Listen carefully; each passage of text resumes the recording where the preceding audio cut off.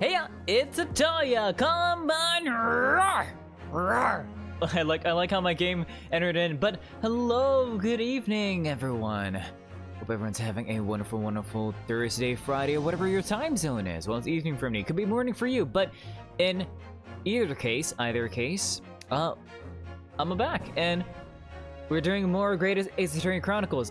Yeah. So yesterday, I was just really tired. I think it's a mix of like lack of sleep among other things, and you know, because usually I exercise for a stream, right? And I was feeling a ways. Like I got a good workout, but I'm just like I had to rest a lot. I'm just like, oh my god, I can't push anymore. And yeah, I'm a bit more energetic today, so we're just gonna be stretching our single brain cell to help Soseki Natsume. Yee. Because like we're still in that little mental conundrum, or at least Rinosuke is still in his little mental conundrum on whether or not to help Soseki, because I think he figured out that McGilded actually was guilty, and then we got him a non-guilty verdict. So not the best of times, you know, not the best of times, but let's just keep on keeping on. Let's go. Right, we gotta go to like gotta go to the prison. I do like how it's like, oh, we haven't been in this place in a while, right? As like a little hint of where we need to go. The prison cell where the defendant, Mr. Soseki Natsume, is being held. Let's go.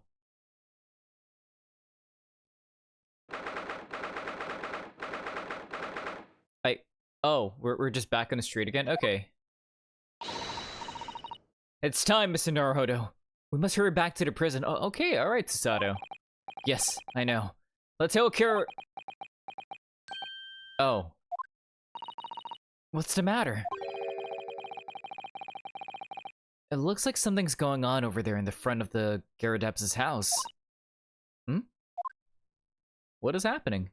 I thought we were going to the prison. Who are you? Okay.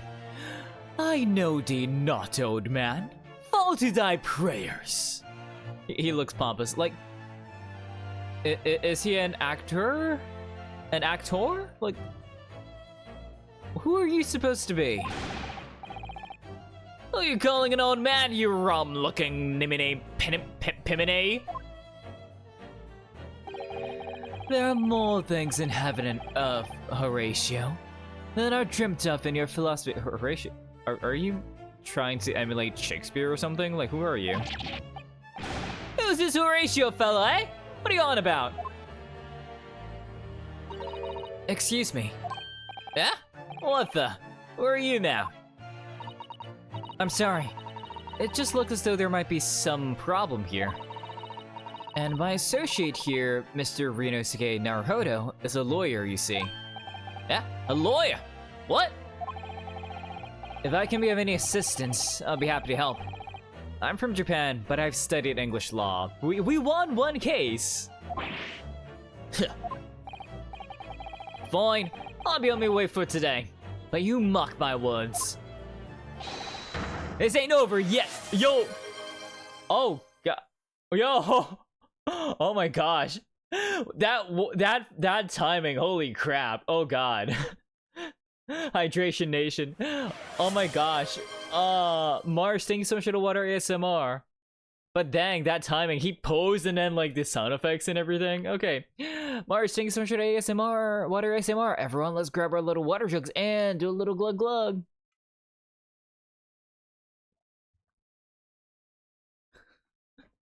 Right? That was like, oh. Scared to ever, you know, really be a ghosty. Scared to ever living bejeebus out of me. Let me give you a little shouty, Marsh. And Toma, thank you so much for the punishment. Let me give you. Let me. Okay. Oink, Oh. oink. Pickle oink though. Tascare! Tascare! We have been blessed! Hey! Okay. Let me give you a little shouty shout out to Toma. Special events, ooh. To say, I know it's a shoe.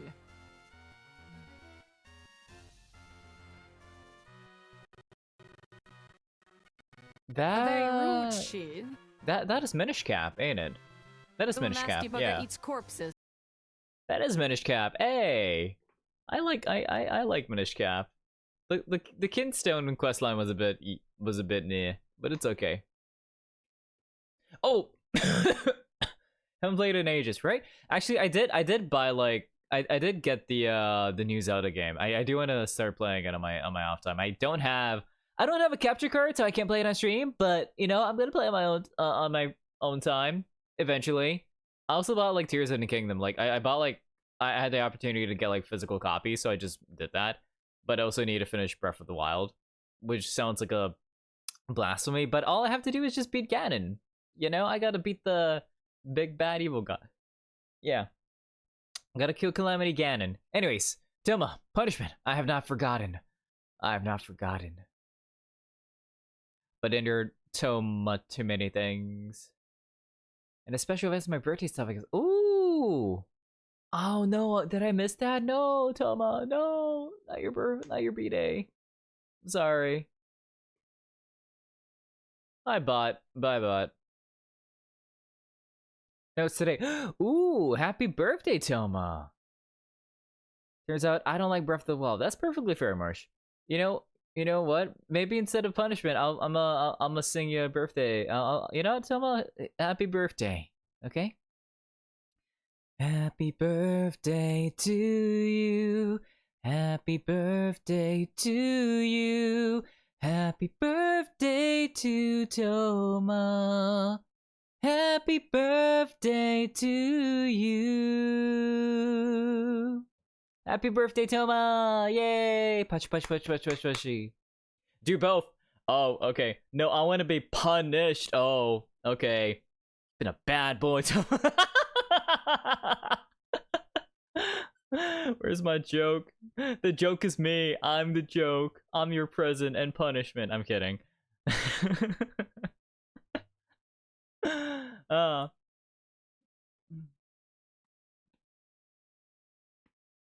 Okay, hang on. Let me. I'm gonna think of something. Get thee to another sub, man. Hamlet here? No. Get thee to another. Is this guy just trying to pretend to be Shakespeare? Because this is just from Hamlet when he what was it? I'm forgetting their names. I'm a fake Shakespeare person. Dang. Okay. Your joke. I would say something, but I'm coming up empty-handed, Toma. It's okay. I just got so many things on my mind right now. It's okay. I look like a blooming nun to you. This freaking smile. What is happening? Who are you? Your mouth. Sir, a pigeon is gonna land in your mouth from how wide it's being open. That pun actually hurt. But you're tungsten! You're tungsten! I mean, hey, punishment can... Hey, Toma, punishment can be pleasure or pain. Or both. That's up to you. I do hope you're not injured. Oh, fair Eastern maiden, thou art so gentle. Oh wow, I changed the pitch. Oh, fair Eastern maiden, thou art so gentle. Thank you. What was that all about? There are more things in heaven and earth, Horatio, than are dreamt of in your philosophy. It really is just Hamlet, ain't it? I'm not Horatio either. Forgive the inquiry, sir, but are you a lodger here in the Garadeb residence? Oh, feist and maiden, thou art so right! So I do dwell in this humble abode. Mr. Garadeb mentioned that he had another lodger, didn't he? This must be the man. Oh wow! Actually, from outside, you do see them like blocking up the windows. Do you happen to know the other lodger who lives on the first floor? Do you know Natsume? Do you know him? Ah, yes. A gentleman named Natsume. Oh, more worthy a polemist in my battle of words, never could that be. Sorry? Battle, did you say? Who is the stronger? Hamlet or Macbeth? Mr. Natsume and I sparred long into the night. I see. I don't fully understand, but it seems Mr. Natsume and this gentleman are acquaintances at least. So, fair maiden.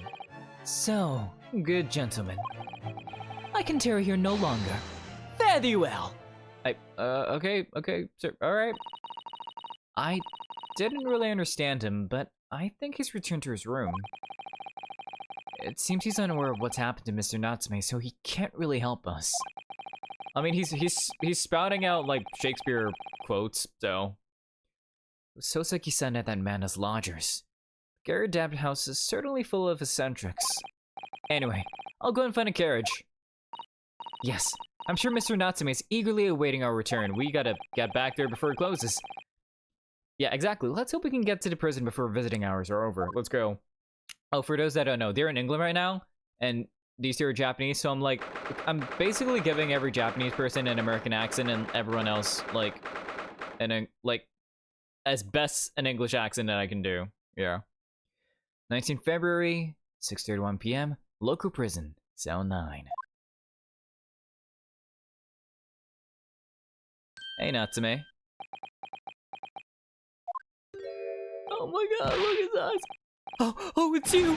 You're here! You came! Locum student Mr. Naruhodo Esquire. I'm not an Esquire. I didn't graduate from a specific school. I can't believe you came back! I'm so touched! I feel it, Soseki. I feel it. We are so sorry to have kept you waiting, Mr. Natsume. Oh no, think nothing of it. Relax. If I were a cat, I would purr with pleasure at the company of such fine compatriots. Noble, nurturing, never failing Nipponese. God, the posing in this game. Oh, now let's not get carried away. Oh, I quite agree. I assume it's English. There is nothing more reassuring than the familiarity of one's native land. On the other hand... Oh, it's Sholmes! It is true friendship transcending international borders that one truly appreciates the fact. Such is my belief, at least. Yes, it's you! Miserable rotten spy! Herlock Sholmes! Oh my god. Oh, he thinks he's German. Herlock Sholmes! Mr. Sholmes, what are you doing here? I have no intention of doing anything per se. Of observing, of course. Whatever do you mean, Mr. Sholmes? I remember like the pitch I gave for Sholmes. Well, having encountered some curious reading material in that gloomful room, and having unmasked the secret identity of that eccentric pair, I decided I should shop in on my way home to see how our divested friend is faring. Gloomful room. At least your accommodation here offers a window, my dear fellow. In that sense, it is the superior option. Anyway, I must commend you on your taste in books. My day has been a delight and cost me not a penny. Ah, you! How dare you, Herlock Sholmes! Dots. I've had it. I'm through. I'm at the end of my rope. I should never have come to Great Britain. It was a terrible mistake. Haunted by spirits in these accursed lodgings. No doubt my luck will be cursed in tomorrow's trial as well. My whole life is bedamned! Dots. What are you thinking, Mr. Naruhodo? He mentioned that once before, didn't he? That his lodgings were cursed, I mean. And there's much truth in Mr. Mustache's words. What? Cursed is a wholly appropriate description, I would say. For the man's lodgings, and indeed for tomorrow's trial. What's that supposed to mean? Yeah, dude, like, what? Cursed trial, like, I mean, I guess because we're with, like, Baron von Zieks, right? Mr. Natsume, what do you mean by what you said just now? About the trial tomorrow being cursed. Oh no, why? Why are you looking so grave? You're making me nervous. I was just getting carried away, that's all. I didn't mean anything by it. Oh, I see. That's really agitated him. You don't mean the trial really is cursed somehow? No, I may who knows? Dots. Are you referring to the prosecutor? The Reaper of the Bailey? The Reaper? Oh no, what do you mean? Please, tell me, summarize it succinctly, in 16 salient words.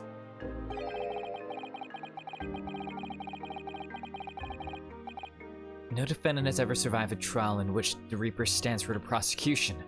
Ever. Dots. Oh my goodness, can it really be true? That was 16 words exact. Wait, was it? Hang on. No defendant has ever survived a trial in which the Reaper stands for the prosecution. Oh wow, wow, okay. Damn. Yesterday, Mr. Naruhodo successfully defended someone against the Reaper. But then, after the trial was over, the defendant passed away in unusual Oh right, he was crushed by the carriage, yeah. Mr. McGilded.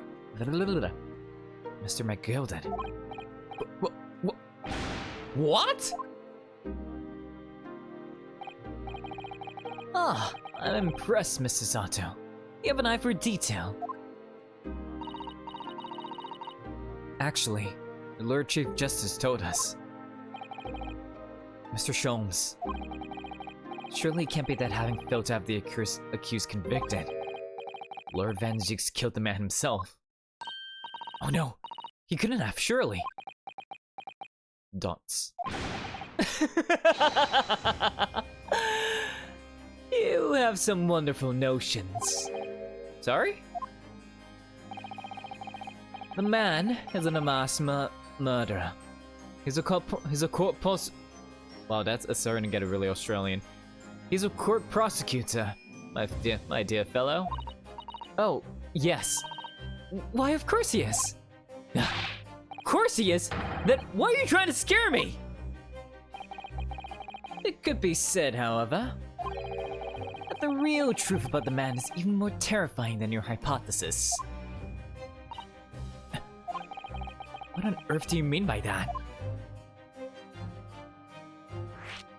Well, yeah, let's talk about the Reaper.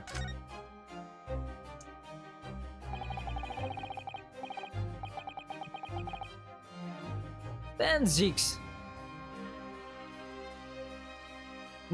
Van Zieks or Von Zieks? Let's say Von Zieks. Von Zieks is a quite exceptional man. However, in London courts of law, exceptional does not equate to winning every case without exception. That's good. Soseki-san looks like he's gonna cry tears of joy. As you're no doubt aware, in the British criminal trial, there is both a judge and a jury. The judge officiates based on the letter of the law, whilst the jury offers public opinion and common sense. It is an excellent system, whereby the defendant's guilt is considered from several points of view. However, public opinion, in particular, is somewhat easily manipulated. Right. Criminals and corrupt lawyers, for that matter, can use it to their advantage. By any means at their disposal, contriving evidence, calling imposters as witnesses, and so on. By such underhanded means, those who would want to are able to sway the jury. Which means that even in the light of irrefutable evidence, the prosecution can fail. But it means the wrong verdict can be passed. And sadly is from time to time, my dear madam. It is simply the reality of the situation. And that's alright? Well. However, those indicted by Lord Von Zieks cannot escape justice. Their fate is sealed. Oh my. Though the adjudication may see them leave the courtroom with their freedom, within months, they all disappear. It is most striking. Disappear? But how? By all manner of misfortune, sir. Perhaps they are trampled on a passing carriage. Perhaps they are trampled on the passing carriage. Perhaps they fall into the Thames and drown. Perhaps they are suddenly overcome by a raging fever. Or perhaps attacked by highwaymen. Oh, no. All examples of the reality of events here in London, I'm afraid, Mr. Naruhodo. Dots. Well. Dots. I knew it. I'm a dead dodo done for doomed! Well, not yet. Don't count your chickens for already hatched, Natsume. Cursed lodgings. Weeping! Thanks so much for the water ASMR! Everyone, let's grab our little water jugs and do a little glug glug. How are you, Weeping? And thanks for the stretch. Let me do a little stretch. Oh, that was my spine. Nice. Thank you so much for that, Weeping. Okay. When you said accursed lodgings before, you were referring to your room at Mr. Garadap's house, I assume. But I hope you're having a good time so far, Weeping. Do you mean to say you believe the place is cursed? Dots. It's been a year now since I came to Great Britain, but you were been busy for a solid, but back to the routine. How about you? I'm doing good. During a little bit of Great Ace Attorney Chronicles, we're trying to save this man. Wait, you've been here for a year? I thought you were living in the house for like a week. Oh, Great Britain in general, London for a week. Quite the character, exactly. But if no, this guy's actually a famous author, like Soseki Natsume. He's the one that wrote Wagahai Neko. Yeah. But I only been in London a week before I started to notice strange feelings in myself. That didn't take long then.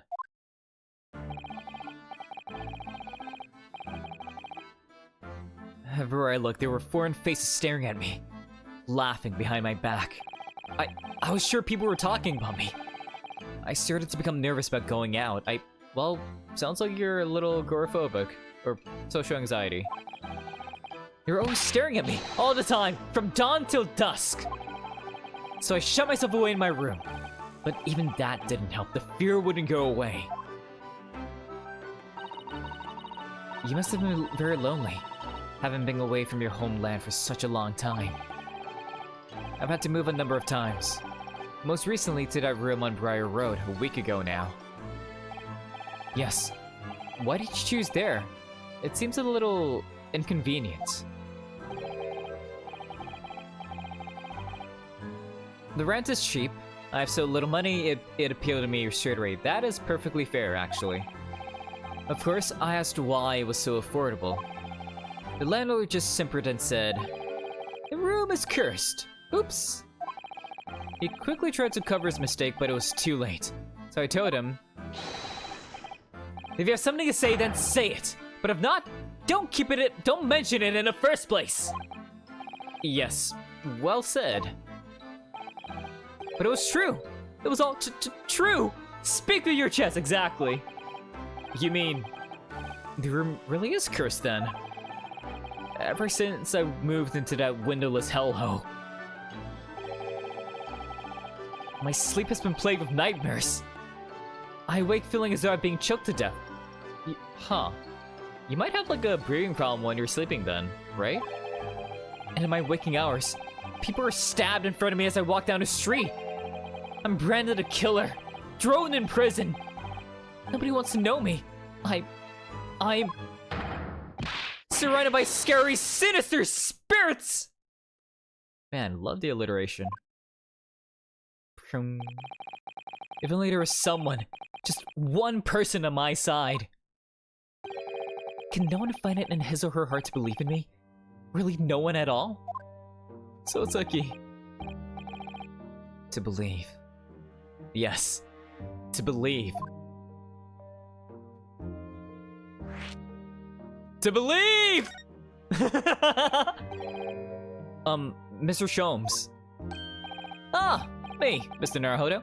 Pray, what can I do for you? It's about the case on the SS Burya, if you recall.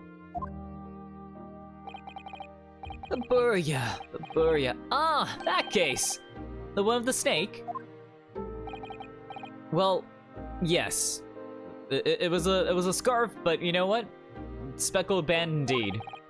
At that time, I was the suspect. But you believed in me and listened to my side of the story.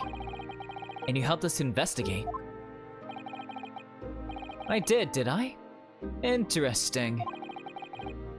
What I want to know is why? Why did you believe me? I see. Yes. You mean...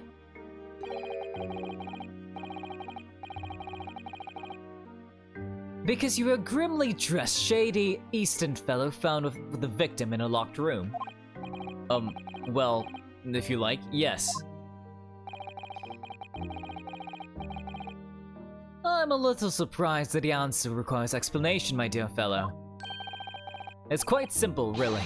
You said, I didn't do it. But I could have been lying! Surely you must have had your doubts. You must have suspected me a little. Dots. I think perhaps you have misunderstood.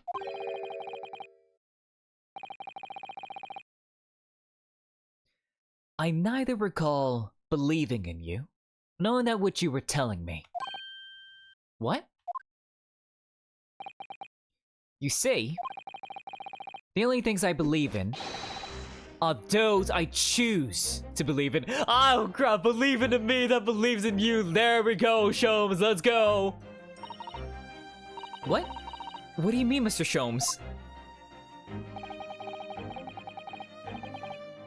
I make up my own mind about what is to be believed and what is not. If I should like to believe in something, I do. The circumstances can hang as far as I am concerned. But I could have betrayed your trust. In that case, I should have made an elementary error of judgment, nothing more. Betrayal of trust is an overused excuse in my opinion. Meaning, whether or not one should trust another is in the final analysis down to oneself. It is a matter of whether or not one can trust oneself. Man, Sholmes is actually being a mentor. This is so good. Yes, he's right. He's right! Welcome to Mr. Naruhodo Esquire.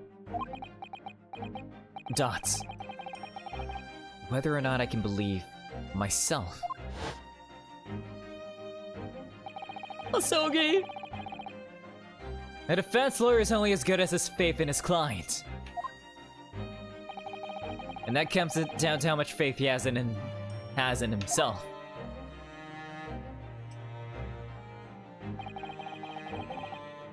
You were so right, Kazuma.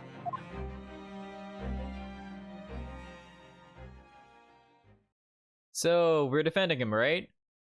Yeah? Well, my dear fellows, it is time we were leaving, I believe. Already? Visiting hours are over. The guard will be here shortly to escort us out. Believe of your own Plum, hello. There's a restaurant near here that serves excellent trout. Would you care to join me? Thoughts? Oh dear. There is never enough time, is there? Dots. Dots. Mr. Natsume. If you'd like, in the trial tomorrow, I'd be happy to represent you.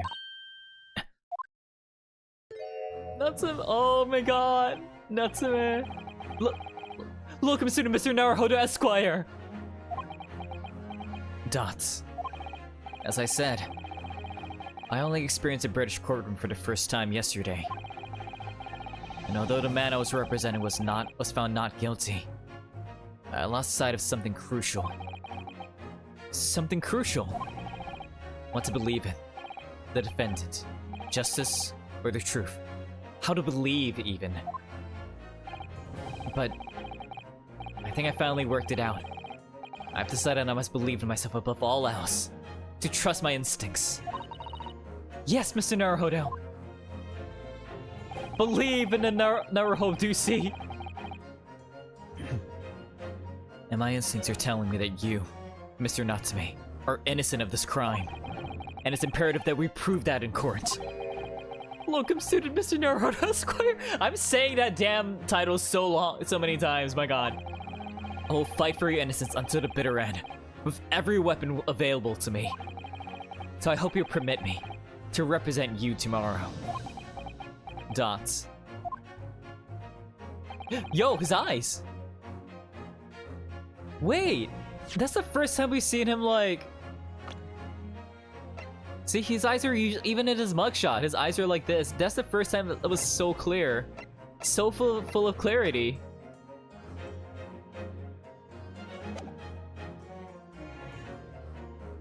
As I said when we first met, I'd like to entrust my fate to someone who will listen to me in my native tongue. Of course, Mr. Natsume, mochiron. It would be fair to say, Mr. Naruhodo, that your mind was in many ways made up from the outset. You merely needed the events of today to fully realize it. Yes, I think you're right about that. It's been a roundabout journey, but I got there in the end. Look at that. Mr. Sato. Yes? Would you be willing to stand by my side tomorrow and help me in court? Absolutely! As I said this morning, you may consider me your personal judicial assistant. Hey, look at that. Are we gonna get Trout with Sholmes? Is he paying for it? The shocking events of yesterday's trial still weigh heavily on my mind. But it's time to stop looking backwards. Kazuma believed in me, and Mr. Sholmes believes in me now too. So it's time. Time that I learn to believe in myself. Soseki-san is no one. He's all alone. So it's my job to help him, to fight his corner. Tomorrow, in the courtroom, with all the strength I can muster. Let's go! Bum bum bum bum bum bum bum bum bum bum bum bum bum bum bum bum bum bum. All right, we're down to part 2. A. Save Chrome Pro. Yes, please. The Adventure of the Clouded Kokoro. All right, let's go. Oh, trial part 1. Let's go.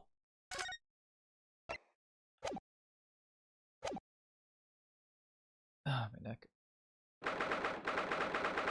20th February, 9:23 a.m. The Old Bailey. Defendant's antechamber.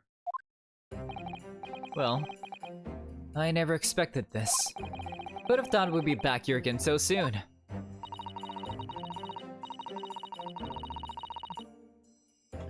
We're on a study tour of Great Britain, with the intention of learning the country's legal practices. In order to research the latest court procedures here, we need as much court experience as possible. Well, yes, I suppose that's true, but for the person in the dock, it may well be his or her one and only time in court, and it could be life-changing. In which case, treating it as research may seem a little crass. Oh, when you put it like that, you're quite right. Good morning! So... Do his eyes look a bit, like, redder? It kinda... Sir, did you sleep? Like, his eyes weren't this red, like, yesterday. And what I do like is that, like, the way he's drawn, like, comparatively to, like, the other character, like his style, I like the way, I like the aesthetics of, like, how they drew him. Right, because it's all, like, really, like, pencil marks, right? His brow, his eyes, right? The way, like, the creases here, it's all, like, super, like, pencil marky. I like that. Mr. Natsume, good morning. Like comparatively, right? Like, it looks like there are more, like, pencil strokes here compared to, like, here, where it seems more like a different style of, like, shading. I could just be talking, and I'm not sure. The early bird catches the worm, as they say here in Britain. Yes, I've heard that expression. But I really don't want to catch a worm. So I tried desperately not to wake up early, but I was so worried I couldn't catch a. Oh, okay, so the redness in his eyes actually. Wow, he actually didn't sleep. All right. And now I'm absolutely exhausted as a result. Do all literary people take things so literally? Thank you for putting your faith in us today, Mr. Natsume. Dots. I wish I had 9 lives. My whole future hangs in a balance. I'm too terrified to tremble. But you're trembling right now. What? Really? Because I can feel tremors in the floor. I can't do this. I can't take it. Although, welcome student Mr. Naruhodo Esquire. Yes? I caught a glimpse of the public gallery as I walked by the courtroom. It looked like the opening night of the opera. There were so many people. I had no idea my case was such a notorious affair here in London. I think it's just a normal thing. Oh, neither did I. Do you know why that might be, Miss Sasato? I'm sorry, Mr. Naruhodo, but I have no idea. That all-knowing look on your face is just coincidence too, then, is it? Don't hide the truth from me! It's because of the Reaper, isn't it? Lord Von Zeeks? Is that right, Mrs. Sato?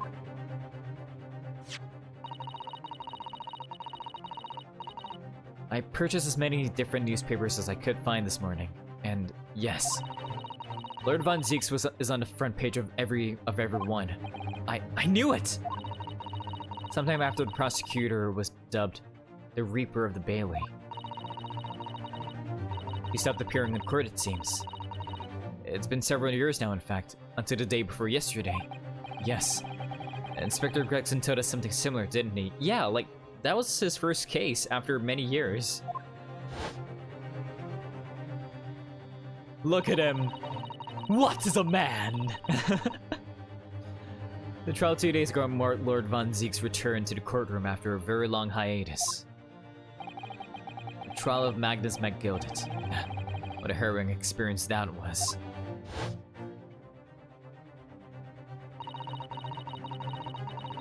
I believe that appearance made even greater waves here in the capital than today's. But we wouldn't have realized, of course. having only just arrived in the country. Why is the Reaper back in the Bailey so soon for what appears to be a mundane murder? That's the question the papers are asking, and they're all speculating various answers. Mundane? Mundane? It's the most significant saga of the century to some of us. Oh dear, I meant no offense, Mr. Natsume, but that is how the papers are describing it. Well, lest we also forget the fact that it could spark an international incident. Obviously, the reappearance of this infamous prosecutor has caught people's attention. But there's another blatant similarity of the trial of 2 days ago. Yes, I agree. Welcome student Mr. Naruhodo Esquire. It's you! Oh yeah, I'm the defense. Me? Well, I suppose that's true. Both times, it is you who stands against this legendary prosecutor. It can only mean that you're friends with the Reaper! What? No, we just came here yesterday, like, 2 days ago, dude. Please, I don't rub shoulders with Deathbringers. I'm afraid there's really only one other explanation. It can only be another example, Mr. Naruhodo, of your uncommon bad luck. Thanks for that. Thanks, Susato. You know what? It sounds like a familial thing, right? Rinosuke and Phoenix, it's a whole thing, isn't it? Oh, this is just my luck. Why must I be represented by a man with such frail fortune? By the least lucky lawyer alive. Dots. Well, let's not forget that it was you, Mr. Natsume, who asked me to represent you. Yes, it's true that I'm just a student, new to London, with little in the way of experience or skills, or luck. But I promise you this. I will fight your corner until the bitter end, and I will believe in you, Mr. Natsume. Oh, benevolent locum student, Mr. Naruhodo Esquire. You're not alone here with us, Mr. Natsume. Whatever happens, we will always be on your side. Oh, look at his eyes. Oh, benevolent non-locum assistant Miss Mikoto Esquirist. Oh my god. Dots.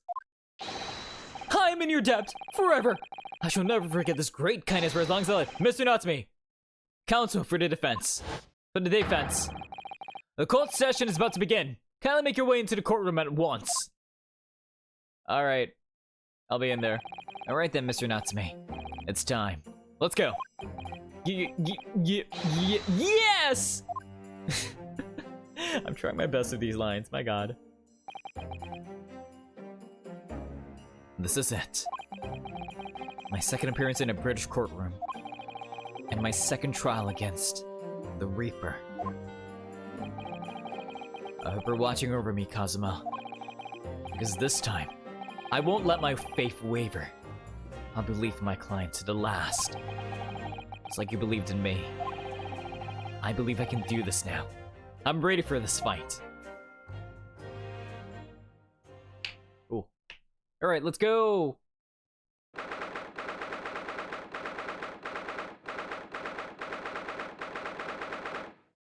10 o'clock. Old Bailey Quarter. Okay, before that, give me a sec. I'm just gonna pop on over. Just give me 1 moment.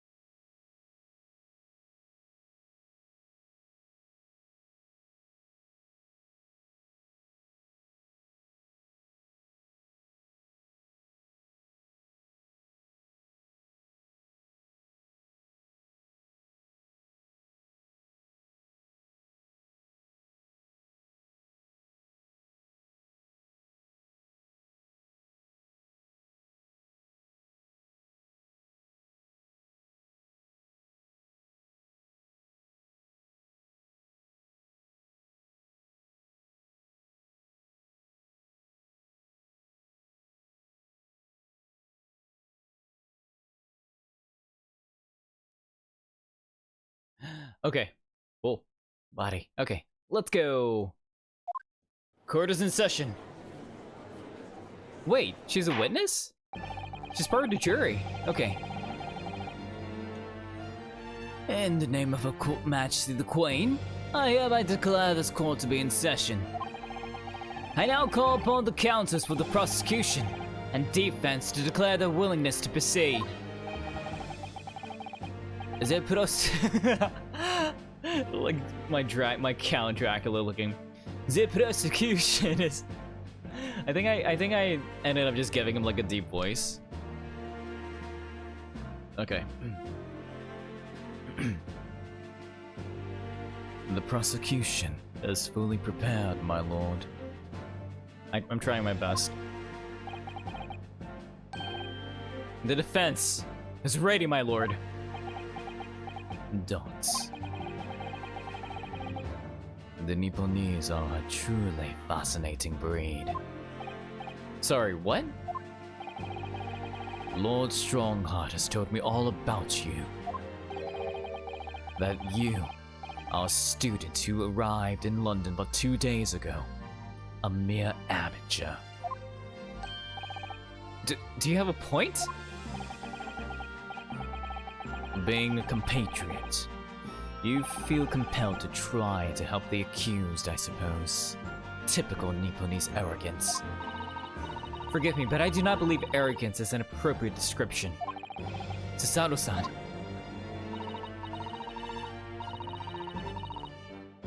After all, in our previous encounter, the defendant was found to be innocent.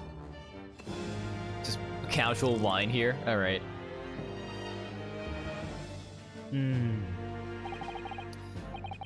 Very true. And a most fascinating, if dark, trial it was, too.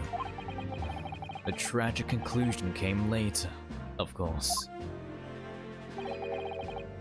Here's the acquitted, and his unfortunate, violent end.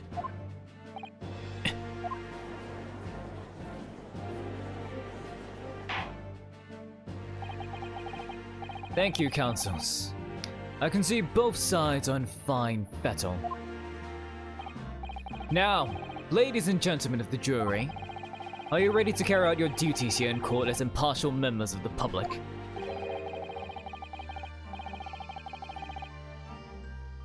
You never know when you might be down on your luck, but I believe in fair play for everyone. Well, I must warn you, I'm rather more ruthless than I appear. Oh, hello, look at you. Oh, well, not me. What you see is what you get. I'm a peace-loving fellow. I'm afraid to say, I think it's quite possible that mustache foreigner did the deed. Come on, what are we waiting for? No doubt he did it anyway. You know what? I don't know what accent I gave him, but it's fine. Sorry, didn't quite catch that. Very well, let us proceed. Your opening statement, if you please, Lord Von Zeeks. Very recently, Great Britain signed an alliance with a rising power in the Far East. The accused in the dock today is a student from that same land, a certain Mr. Soseki Natsume. And while our country has extended this foreign student the warmest welcomes, regrettably, the kindness has not been returned. In fact, the student is accused of a most sinister act. I forgot that was a thing.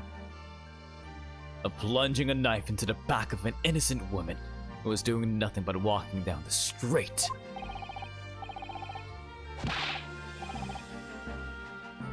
Wait. I feel like this was a juror from, like, the last trial, too. A knife crime? I'll tell you from bitter experience, those are the worst.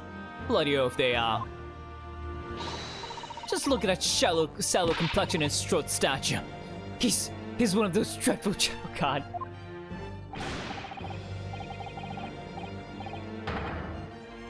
Come on, let's get this over with. With me now, everyone. 1, 2, 3. Sorry, didn't quite catch that.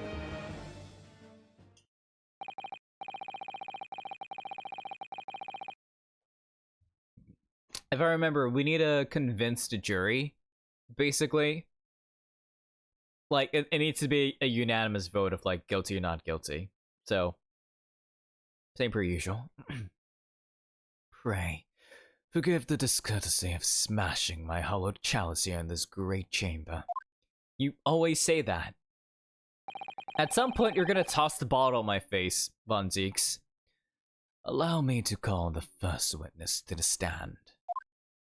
Actually, I feel like the gravelly, like, breathy huskiness would work. It's like, yes, come to the stand, witness. I'm having fun. Okay. Very well. Bailiff, lead the inspector in, please. Is it Gregson? Again? Gregson, my boy, my chip-eating pen. Your name and occupation, please. Yes, sir. Tobias Gregson, Detective Inspector at Scotland Yard. Would you please summarize the events of the case for the court, Inspector? The victim is thought to be a young woman in her 20s by the name of Olive Grain. I beg your pardon, Inspector? Thought to be. Yes. Having been stabbed in the back by an attacker's knife, the victim fell unconscious. That was 3 days ago now, and she's been comatose ever since. What? So, they don't even know who she is for sure? Comatose, I see. But her life is not in danger. Fortunately for the Eastern student, the charge would not be murder. Pray, elaborate on the details, Inspector. Sir, if I could ask everyone to look at the street map. I switched back to American somewhere. Oh, yeah, that's whatever. As I mentioned, the incident took place 3 days ago, at around 5 in the afternoon. It happened on the pavement running along Briar Road, a wide thoroughfare for horse-drawn carrier vehicle. Okay, yeah, it is wide. Okay. So, okay. It had not long since stopped snowing as the victim, Miss Green, was walking down the street. Out of the blue, she was approached from behind by the accused and stabbed in the back. Luckily, the young lady's life was spared, and she's currently being treated in one of the city's hospitals. But being unconscious as she is, we've been unable to take a statement from her, of course. This is the case file of everything we know about the victim so far. Thank you, Inspector. The court will accept the documents as evidence, if you please. The case file has been entered into the court record. Let me take a look at that. What of the weapon that was used? Let me look at the court records. Let me just take a quick look-see. Details: young woman rendered unconscious following a stab wound to the back. Olive green, female, stout build, early 20s, pavement, blah blah, east side. Reporting officer, Crowley beat. Okay. The victim remains unconscious. Her name was gleaned from her personal effects. Other details are unknown. Apart from the single stab wound from the large knife, no other signs of injury were observed. The assailant was seen running away by the reporting officer and was successfully arrested the following day. Okay. So, I have that here. It was removed from the victim's back. Ouch. That big thing is making me scared to walk down the street now. With a heavy blade like this, almost anyone would have been able to stab the poor woman. Even the scragged-looking Soseki-san, I suppose. A common or garden jackknife, I would say. Rather nondescript. Thank you, Inspector. The court accepts the blade as evidence. Okay, let's take a look at that too. Now then, what do we know of the motive? Money or valuables, I presume?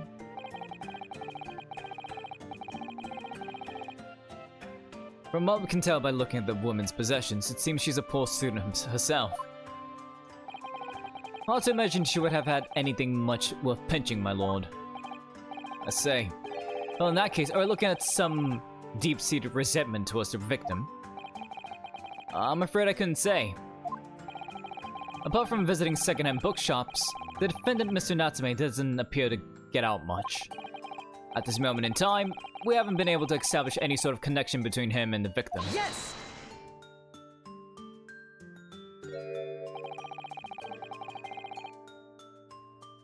I like how, like, he's prepared to do this, but he's still, like, not, like, fully confident. We haven't gotten the groove yet. Let's take a look at the knife, though. Let's examine it. Ooh, alright. Can we open it? Wait. So, just looking at this knife, right? Something seems to be crucially missing. The tip of it. Oh, look here, Mr. Naruhodo. Just at the tip. A small piece of the blade appears to be missing. You're right. I'll spot it, Mrs. Sato. I wonder what could have happened to it. Yes. You don't think it could still be lodged in a victim, do you? I hope not. Oh dear. I do hope not. That sounds terribly painful.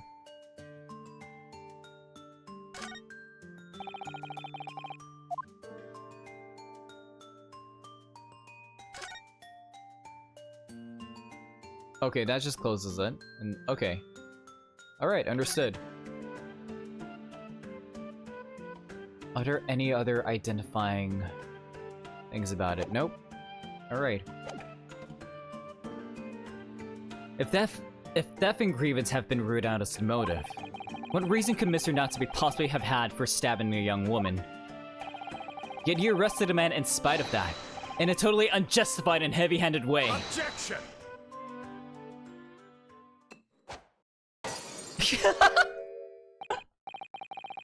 I keep forgetting that. But then it's like, objection! I don't know. I still want to do like the deep gravelly, but I feel like it'll be too too unemotional. We'll see. Pray forgive the discourtesy of flinging a freshly uncorked bottle into the public gallery. But your words have soured its hallowed bouquet. Hallowed bouquet. For it is you, my learned friend, who is being heavy-handed here. What?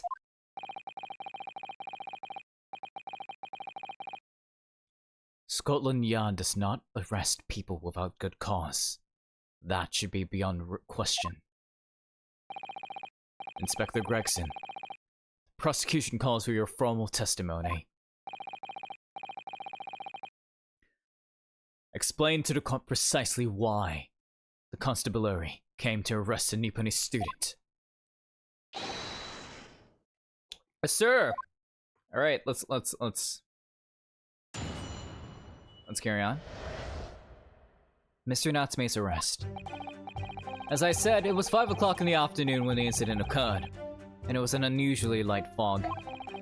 Visibility was reasonably good, and there was no one else about but the victim and the accused.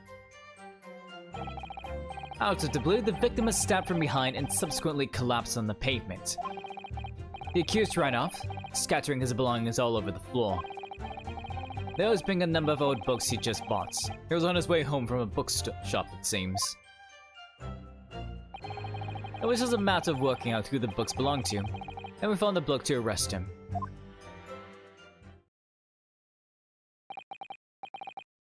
Old books, you say? Yes, my lord. I have a photograph here of the scene of the crime, taken immediately after the incident. Oh, it was in color. Look at that.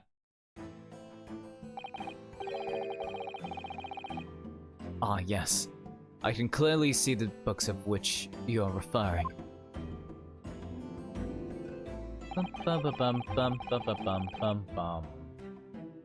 I will take that photographic print as evidence, please, Inspector.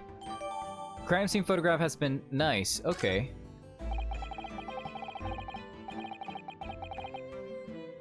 You Nipponese are a spineless breed. Too cowardly to admit defeat. I mean, that's a little racist. That's pretty racist, my dude. Denying everything despite overwhelming evidence to the contrary. Well, Forgive me, Lord Von Zieks, but the defendant is not denying everything, as you put it. What are you doing, Mrs. Sato? Do go on. Mr. Natsume has admitted to playing some part in the incident. Isn't that right, Mr. Naruhodo? Oh, well now you mention it. When we visited him in the prison yesterday, he did tell us what had all happened. As I was walking along that accursed pavement, I could make out the sole silhouette of another ahead of me. A woman, wearing a green overcoat she was, and just as I went to overtake her, she suddenly let out a little scream and collapsed onto the cold hard slabs of stone at my feet. I was terrified, had to get away from there, so I ran, as fast as my legs would carry me back to my accursed lodgings.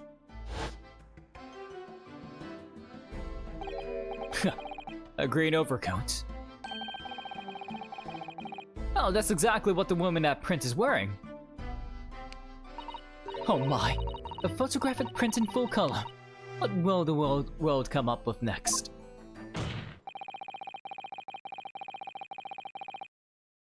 The defendant has done nothing more than admit he had fled the scene of a terrifying incident.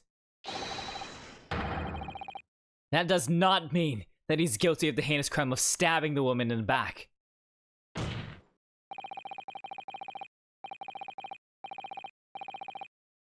There was nobody there at the time, just the two of them, the victim and the accused. In other words, there's nobody else who could possibly have stabbed the woman.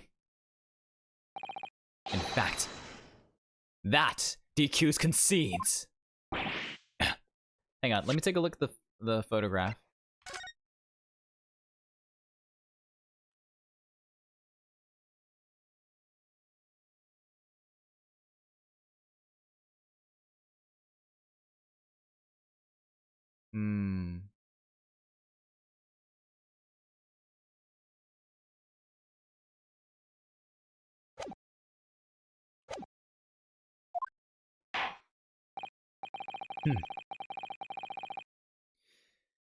It seems this cross-examination could prove to be pivotal, Counsel.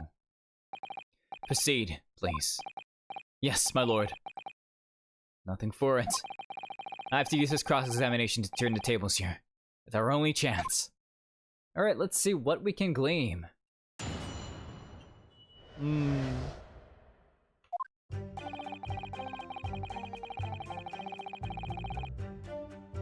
Unusually light fog. Let's press on that. A light fog, you say? Well, light for London. You can see the opposite side of the street for once. Not much farther, though.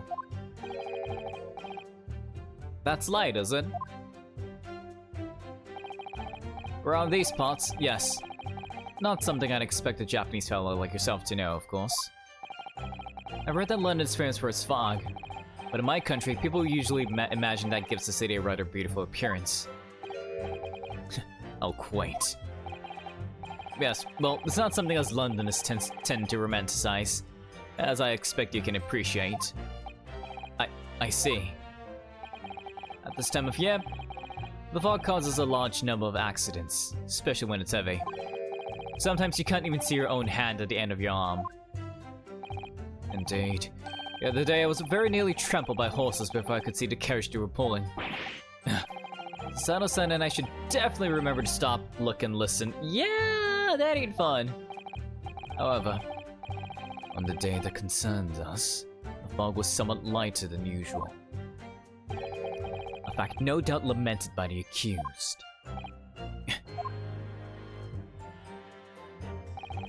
Visibility is reasonably good, and there is no one else but the victim and the accused. Actually, hang on, not... I want to take a look at this still. Because this is Briar Street, right? And then this is where their accommodations was. She was walking down here, and he was walking... They were both walking down from Mearsham Street down towards Briar Road, and he was trying to get here. Right, so,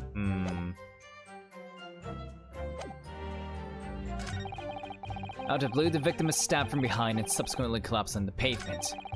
The accused ran off, scattering his belongings all over the floor. Those being a number of old books he had just bought, he was on his way home from a bookshop, it seems. Which is a matter of working out who the books belong to.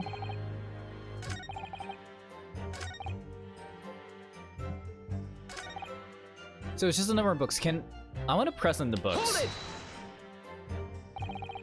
The defendant apparently visits a second-hand bookshop on a daily basis. Yes, so I understand. A shop full of old English literature. I command the accused on the lofty subject of his scholarly attention. I mean, hey, giving credit where credit is due.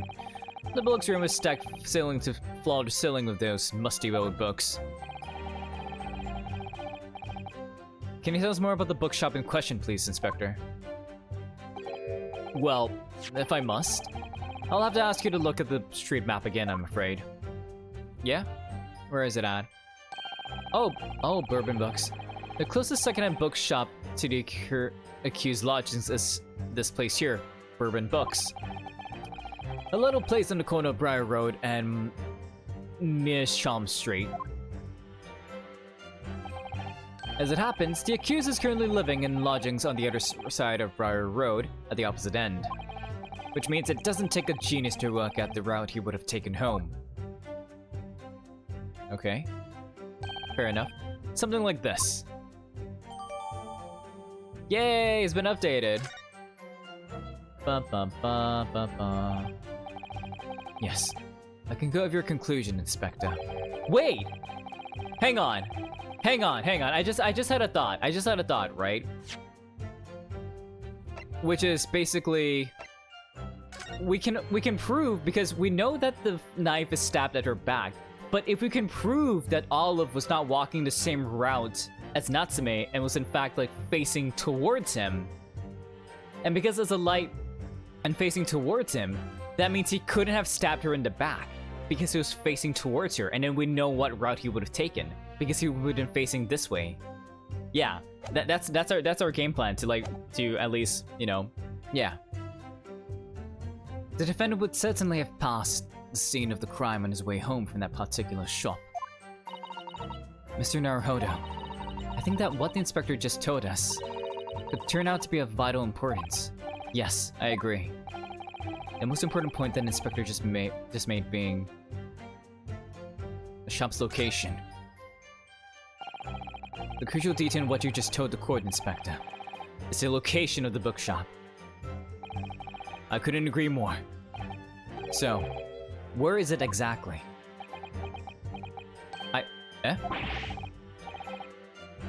Are you winding me up, Sunshine? I just explained that. I got the map out and everything. Use red blooming ink and drew the book's route home on for you. And I distinctly remember seeing you nod along, Counsel. Oh, yes, of course. I'm just so nervous I didn't take it in. The blunder of the day goes to you, my learned friend. No, not yet. The trial's only just begun, after all. Mr. Naruhodo, I would strongly advise you to look carefully through the court record at this stage. Yes, miss. And once, miss. Sorry, I made a mistake, miss. Inspector, continue with your testimony, please.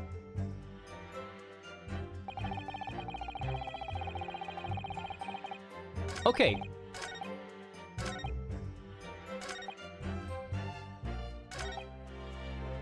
Okay, I need to press about this. I need to know which direction did she fall. Hold it! From behind, you say? That's right. As you can see from this print. Yes, quite so, Inspector. The handle of the weapon is clearly protruding from the victim's back. And you say this poor woman, Miss Grain, remains in a critical condition. Comatose, no less. I'm afraid so, my lord, yes. She's being treated at Bots. I was hopeful that she'd come around before the trial started so I can take a statement, but it wasn't to be. Yes, that is indeed a pity. It would have been most eliminating to hear the victim's own account of events. Luck is on your client's side, it seems.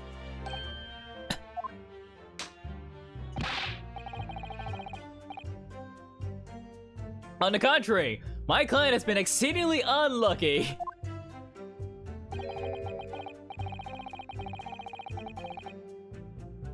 Your pulse of tone is seriously undermined by those stubbornly wide eyes, I'm afraid.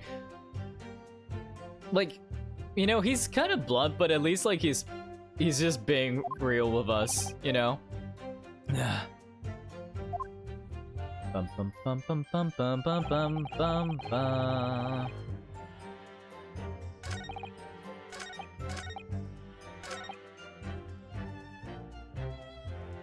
Can I press on this? Yeah. Are we able to say that with any certainty? Quite simply, my learned friend. Because that is what the witnesses to this crime have told us. Yes. Inspector Gregson mentioned the witnesses yesterday, didn't he? That's right. One of them is a policeman, I believe. From Scotland Yard. That is correct, ma'am. Now we must hear the testimony.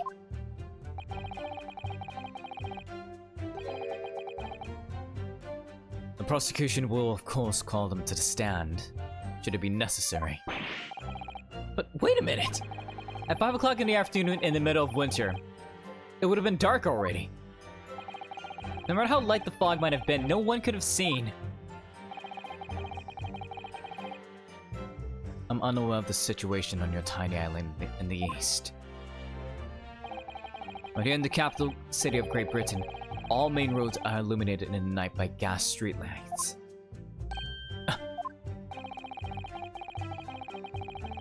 The prosecution believes there would have been ample light by which to witness the crime.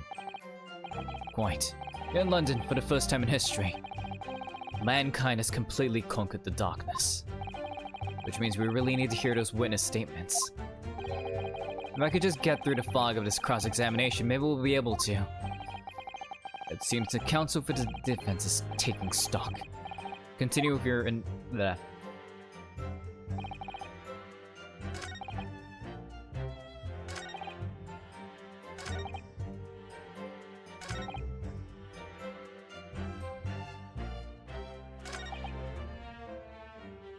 Okay, let's press. Mr. Natsume's belongings,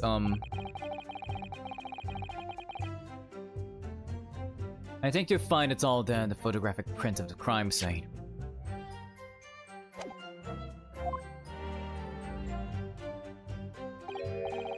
Yes, 3 books on the floor. I was right, my lord.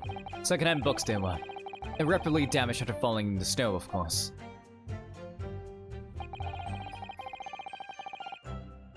The accused could easily have carried all 3 books in one hand, which means his other hand would have been free to wield a knife, for example. He's very clever, isn't he? What do you mean? He's made it extremely hard for you to assert that Mr. Natsume had his hands full of his books. He's managed to close the one avenue of escape we might have had before we even knew it was there. I mean to say that the defendant was holding his belongings as he thrust the knife into the woman's back. That must be what happened, my lord, yes. But can we...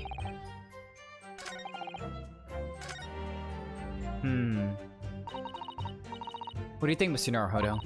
If we're unable to sway the jury during this cross-examination, I'm afraid that Mr. Natsume's fate will be sealed. Yes, they're very sure to find him guilty. So one way or another, I have to expose the undeniable inconsistency. Yeah. I'm trying to.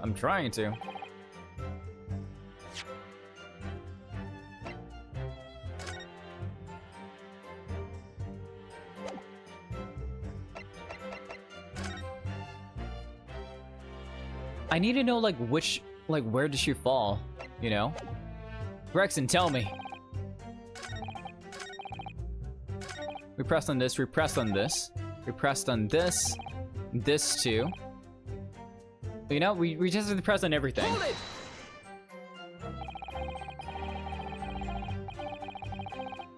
You asked for the help of the famous detective Herlock Sholmes to locate the defendant, I believe. Dots. Stuff and nonsense. Sorry?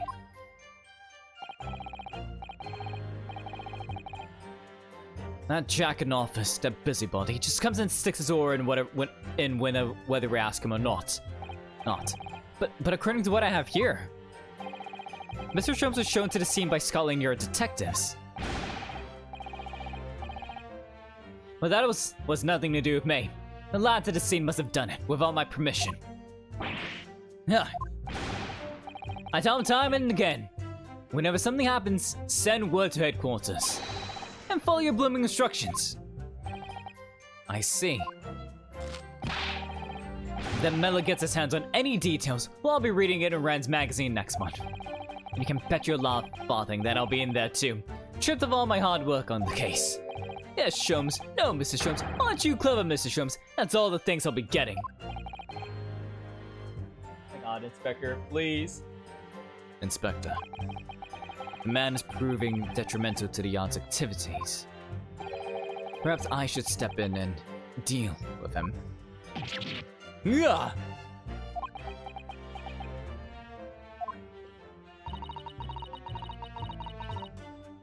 It appears Inspector Gregson is lost for words. Yes, the Reaper's word carry a lot of weight, obviously. Anyway, the point is this. The little Japanese book's already admitted it. He admitted that those books all over the pavement at the scene were the ones he bought that day. The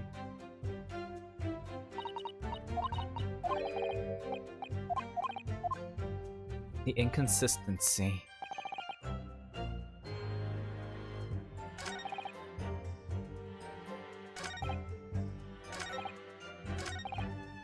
Hold it!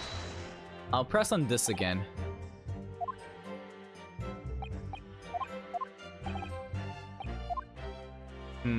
Because I feel like it's something to do with, like,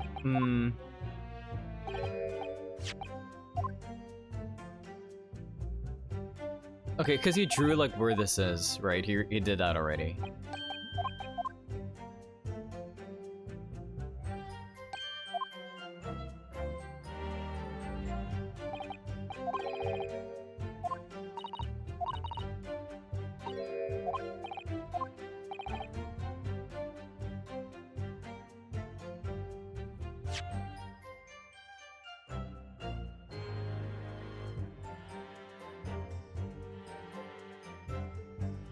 Okay.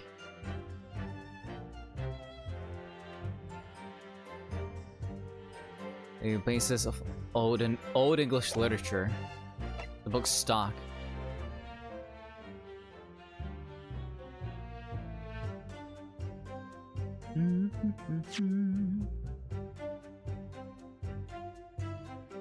Cramming away from that particular shop.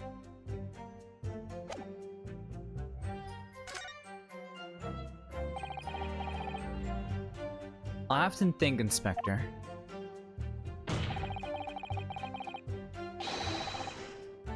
so what really makes for a good bookshop is the quality of the books that they stock. Dots? Yes, I think I agree with that. For example, you go to I feel like that's the only one where we can, like, get more, add more to the thing. For example, wait, hang on. Chotomate.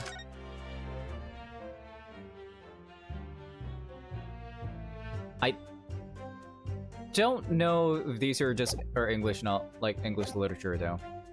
For example, you go to a shop and buy a serialized set of novels, but when you return home, you find to your horror that a third volume is missing.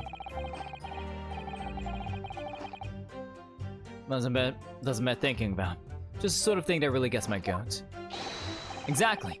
That is the point I was trying to make. Well, now that you two have found common ground in that fascinating scenario, perhaps we might continue with the cross-examination. You're quite finished, my lens Nipponese friend. Yes! Dots. Wait, what just happened? What just happened, Mr. Naruto? Was that you allowed yourself to be sidetracked? I would strongly advise you to look carefully through the...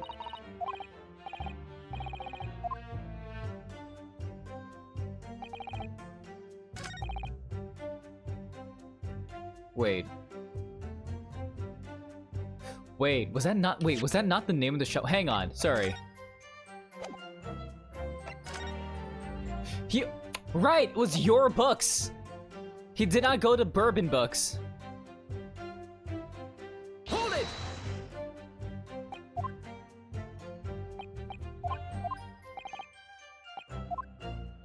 Oh my god, I'm stupid. I can't believe I missed that.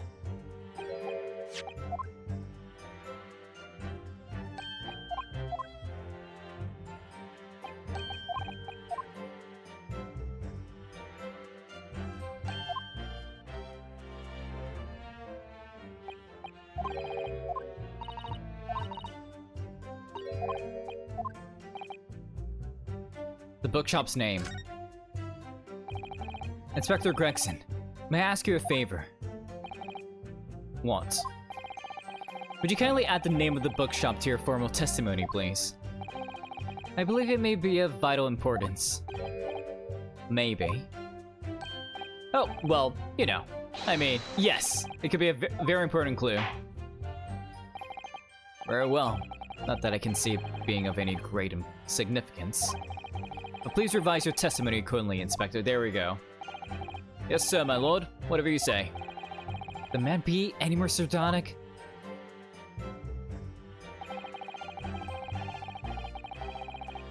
There we go.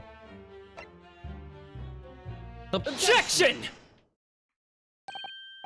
If I could just stop you there, Inspector Gregson. What is this, sunshine? I'm a busy man, you know. This is a receipt that we found in Mr. Natsume's room. It was issued on the day of the incident, and details the purchase of 3 second-hand books. And you found that in the accused room, did you? Yes, but the point is not where the receipt was found, but the name of the shop printed on it.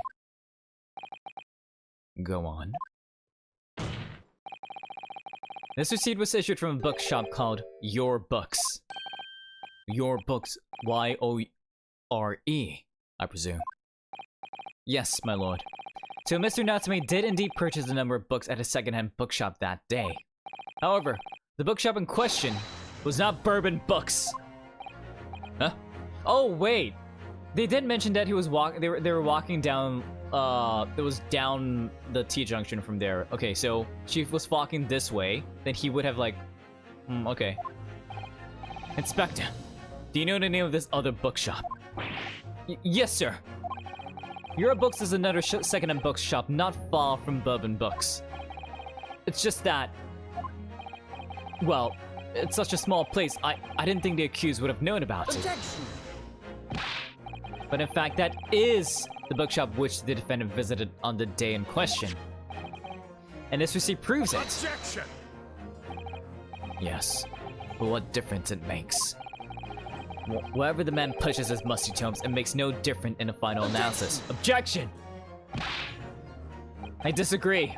I mean, after all, I have the street mat here if that might be of help. Oh, yes, thank you. Have a look at this, please.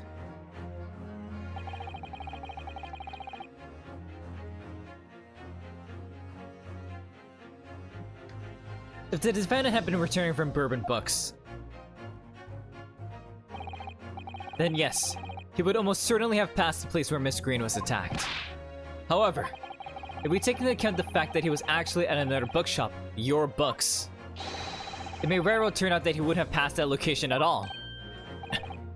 Could that be true? My. It rather depends on where this other bookshop is, but I do declare maybe a possibility. Is that right, Miss Lawyer, sir? What you just said? Absolutely. It absolutely could be right. But we don't know where the bookshop is, though. Bang. Inspector Gregson, where is this Your Books establishment? Well, obviously we looked into that. It's right next to it, isn't it? Your Books is... It's just here on the next corner of Miss Shum Street. Oh. Huh. So it would have taken a much longer time, right? The local map's information has been updated in the court record. Okay. Wait, but... I mean, that's like if you would want to go like this way, but it's still faster to go this way, right?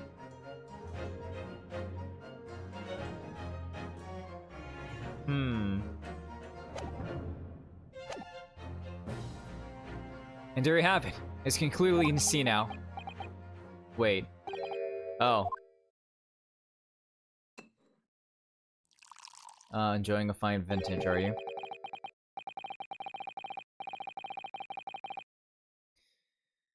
I learned Nippone's friend is obviously in training to be a clown.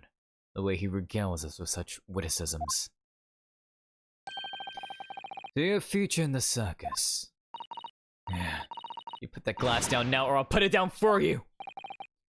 I, didn't think I needed to spell it out, but here we go.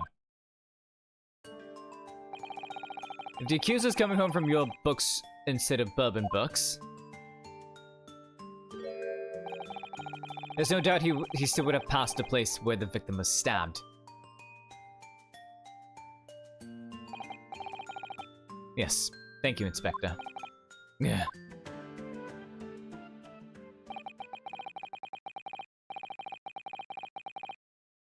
Allow me to reiterate from my learned, if somewhat slow, Nippone's friend.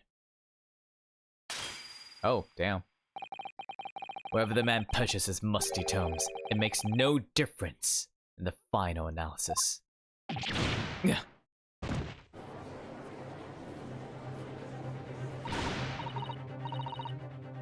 As I suspected, you can't fool me, and I don't suggest you try.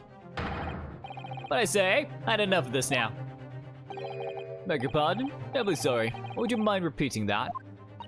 Mr. Naruhodo, you mustn't give up. What do you mean? The prosecution's assertion is correct. The members of the jury may very well decide that Mr. Natsume is guilty. He's absolutely right. You must think. You must consider an assertion just put forward by the prosecution very, very carefully.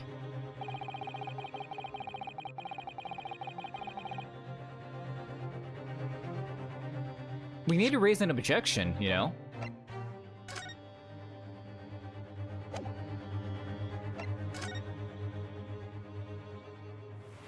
Devlin, thank you so much for the stretch! I'm just gonna... Ooh. Thank you so much. That was a good one, actually. Dang.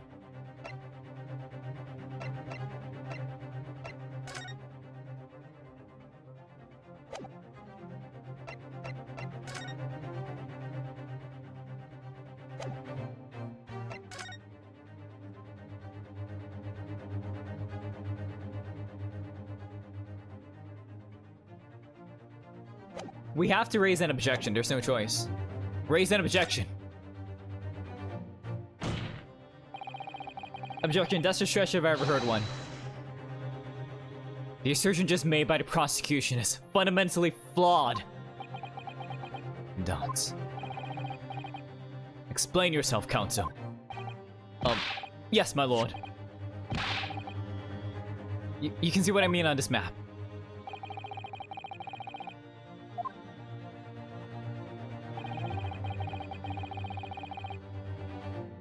We're returning from... Yeah, we're returning from... Mr. Natsume could have followed the route suggested by prosecution. However, that isn't the only conceivable route to take between the two places.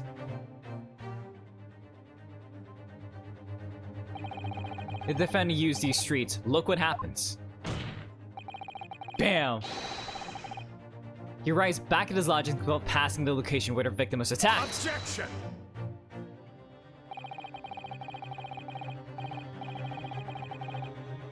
Welcome back to a clown is a fool's errand, of course. However, I feel compelled to point out that that route is what is commonly referred to as the long way around. Ah. On a cold winter's night, why would any man choose to take a longer route home? Well, the answer is extremely simple. He wouldn't. In other words, the accused took the obvious route back to his lodgings, and is the obvious perpetrator of this crime. But, yes, got it. Obviously, we must ask the man himself. Ask Mr. Natsume which route he took home.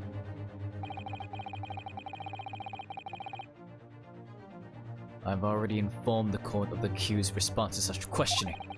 He claims he has no recollection. That's right. As I said, the bloke seems to spend his time outside wandering aimlessly from A to B. And there was no exception. He says he doesn't remember where he was or which route he took home. Wait, I don't believe this. Wait, but if he doesn't remember, then...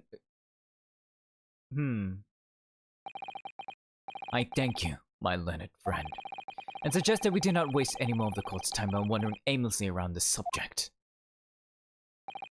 Pray, what say you, insightful jurors? But even if that is the case, the defense still...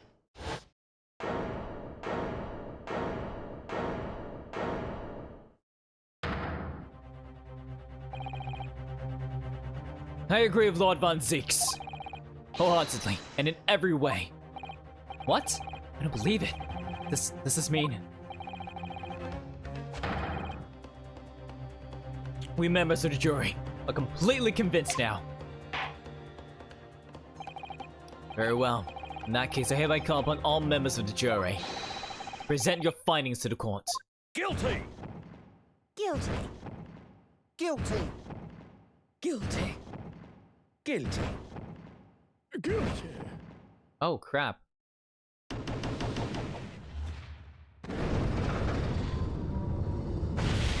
Oh no, did we lose? We lost? It would appear the jury's leaning is unanimous. Dots. To the insightful members of the jury, I applaud your brave resolve. Use of Queen and country admirably. Did we lose? Mr. Naruhodo? No, not yet. This isn't over yet! I still have one last chance to sway the opinion of the jury. To tip the balance of those skills the other way, I have to turn this around. Somehow. Those are the eyes of Corey, not yet willing to give up and die.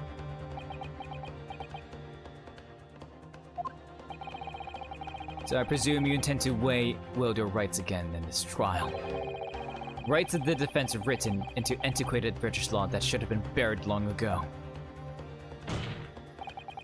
Call it antiquated if you will, but it's the defense prerogative to carry out a summation examination if it so chooses. Very well, counsel. In accordance to the letter of the law, we shall proceed with a summation examination. Are the members of the jury ready, Mr. Foreman? Of course we're ready. I'm all too familiar with that Nipponese whippersnapper and his uncouth refusal to throw in his alley. Very well then. Ladies and gentlemen of the jury. You will each explain on what grounds you have determined the defendant to be guilty. There we go. We gotta convince them now. Judicial findings! The juror's contentions. For pity's sake, that little Nipponese oddity already admitted it himself, didn't he? If he said that the woman in green collapsed before his eyes, why it can only have been the victim. The man wouldn't have gone around the houses on his way back from the bookstore. Shop, not in winter. So the poor woman's attacked from behind, was she? Oh, dreadful. I really don't care. Can't we just wrap this up now? I've got work to be doing.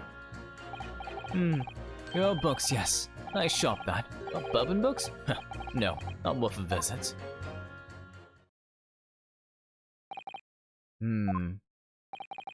Really minor exceptions, the reasons for finding the defendant guilty are all too clear.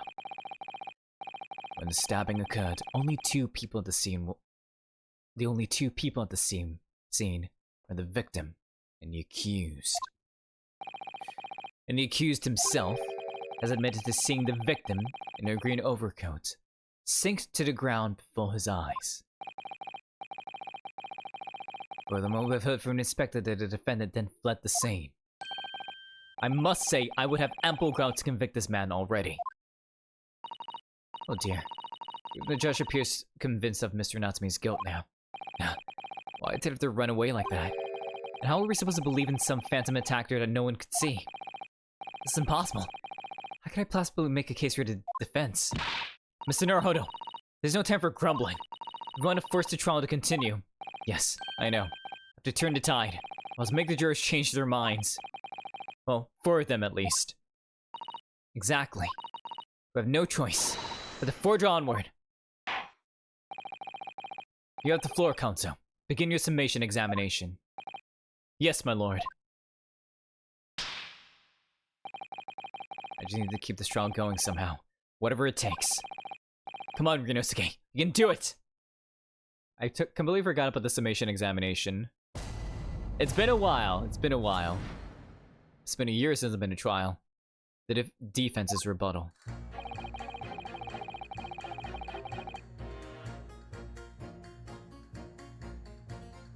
Hold it!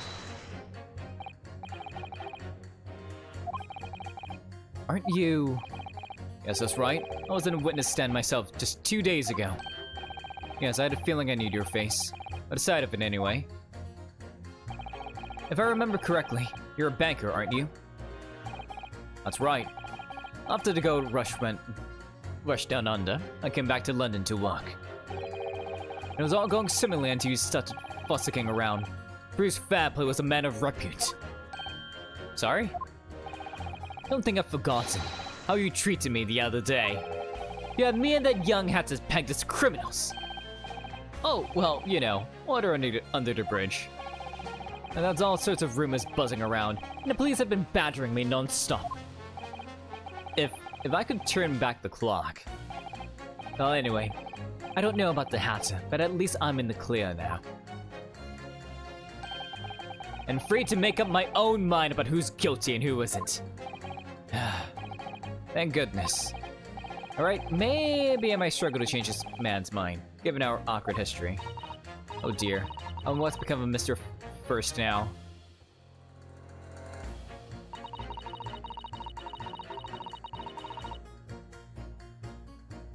Is that the famous mouse coon? This one?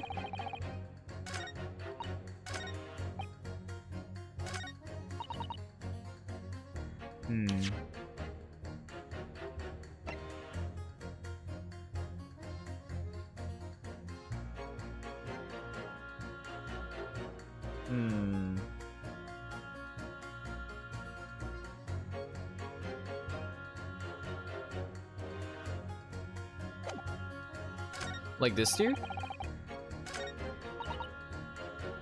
I don't know, but it kind of squeaks on by, right?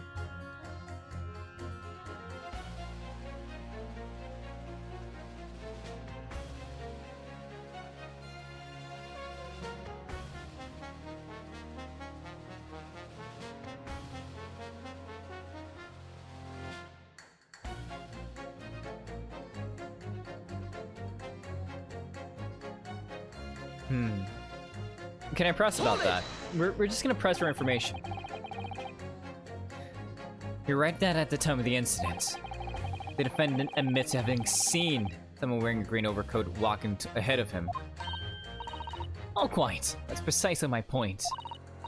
Clearly, that someone wearing green was the victim. And clearly that funny little Nipponese man with the disturbing mustache is the criminal, is the culprit. But let us not forget, madam. The defendant vehemently denies attacking the woman. Well, of course he does. If he admits to stabbing her, life is over. Over. The man is obviously a livid-faced coward, honestly. Claiming the woman simply collapsed before his eyes. But if that's a lie you're suggesting, do you not think he would have concocted something more credible? I really couldn't say. After all, you are foreign. Who's to say what goes through your funny little minds? I can tell you what's going through my funny little mind right now, but you wouldn't like it. I do declare the man has already made the admission. He himself has stated there was nobody else around. Surely the conclusion is obvious. No one else could have possibly committed this awful crime. If no one else could have done it, the accused must be the man. Really, it couldn't be more simple. Your argument is compelling in its simplicity, I must admit. Oh my, you are too kind, my lord. That went well, for her.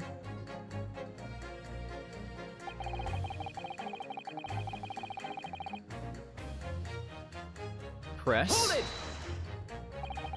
But you can't deny that there are other routes Mr. Natsume could have taken from your books. Oh yes, like you drew on the map, you mean. What was that? Calabash Road or something? Precisely. But it seems to me that what counts is whether the little Japanese fellow actually went that way or not. Well, yes, that's true. And at the moment, there's no proof that shows he did, is there? Well, yes, that's true as well. And as I understand it, the accuser himself doesn't remember which way he went, does he? Well, yes, that's annoyingly true. When tonight's all dark and cold, so the way I say it, you want to get home as quickly as possible. Well, yes. Why is all this true? So really, the only thing that makes sense is that he went home along Briar Road. Yeah, so this can be convincing you here. I've given it a lot of thought, you know. I didn't just make up my mind on a whim that he did it. I mean, if there was some logical reason why he might have gone the Calabash Road way, it will be different. I'd be happy to reconsider my position in that case. Honestly, I would. The reason why Soseki is I might have taken the longer way home. Yes, a good reason. I don't imagine I'll be able to sway this young man's opinion without one.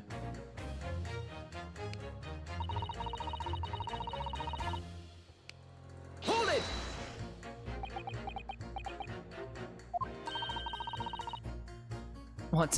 Whatever is the matter, young man? You're the wife of Mr. Garadab, aren't you? The landlord who rents Mr. Natsume's this room. The master's wife? Where did you get your ideas? I'm the maid you understand. Just keeping up that charade? This is gonna be awkward. Why didn't you mention this yesterday? That you've been selected for the jury in this trial, I mean. Well, I was told not to mention it to anyone until the day of the trial, you see. It was in a letter I received. The instructions were very clear, so I'm afraid I had no choice. I see. Anyway, Mr. Natsume, the defendant, takes lodging in your master's house, does he? Yes, that's right. Although he's only been in a little over a week now. And in that time, surely he must have taken stock of his character. Does Mr. Natsume look like the kind of man who would commit a crime such as this? Oh my goodness me, yes! He's just the sort. What? Spending all his time in that dark and dingy room sporting that unscrupulous mustache. The man never speaks, and don't get me started on those shifty eyes. All the neighbors are talking about him. I've heard them, you know? People think he must be building a bomb in there or something. Oh dear. Poor Mr. Natsume. How could people say such things about him? He's just a harmless bookworm. Nothing more. Well, you just called him a worm, so... Anyway, I better be careful about inviting this maid to speak.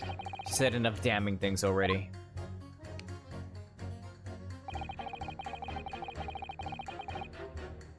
I'm just gonna press. Hold it!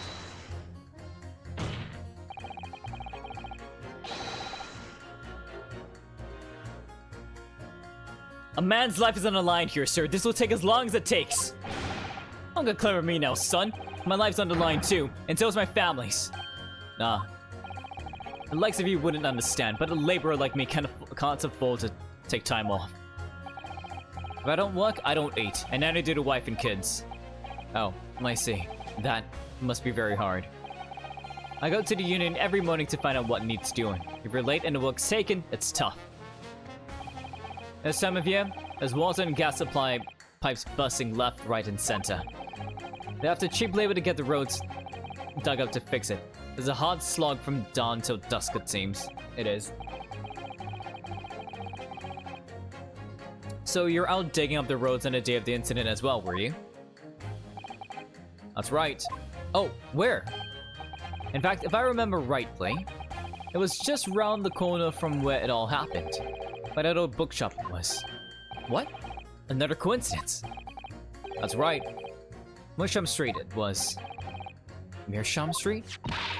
On the map, Mr. Naruto, there are only 3 named streets. Juror number 5, I need you to add that information to your formal statement, please. What's the point of that? Go just get this business over with now. Please, sir. It's important. Fine. I'll do it then.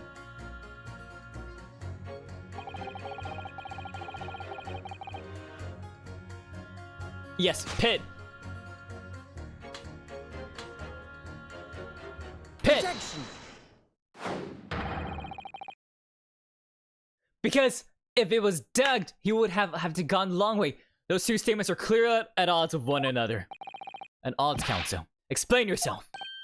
Please, don't point. It wasn't me, I swear. What? I just want to get this done and dusted. Well, juror number 3? Oh, Misa? What do you mean? Juror number 5's words just now are extremely significant. Let's take a moment to consider the implication of what's been said on our map of the local area. On a day in question, Mr. Natsume visited this bookshop to purchase a number of secondhand books. On the same day, we now know that there were works being carried on Mearsham Street, making it impassable, which means that the defendant's route home could not have taken him along Mearsham Street and down Briar Road. Oh, yes, of course! What do you think, sir? Well, yes, you can't argue with that, really, can you? We must have had a good 2 yards or more of the pavement up. Every gentleman and gentlewoman that came along had to turn back and go the other way. So, the only conclusion is this. The defendant must have taken the longer route back to his lodgings. Yes, I suppose he must have. I suppose that must be right, eh? Juror number 3, you said the following. The man wouldn't have gone around the houses on his way back from the bookshop. But we see now that he had no choice. Yes! My lord, Mr. Judge, sir, if I may. Yes? I don't think in all good conscience that I can say the man's guilty now. Yes, I'd like to see this trial continue so we can get to the bottom of what really happened.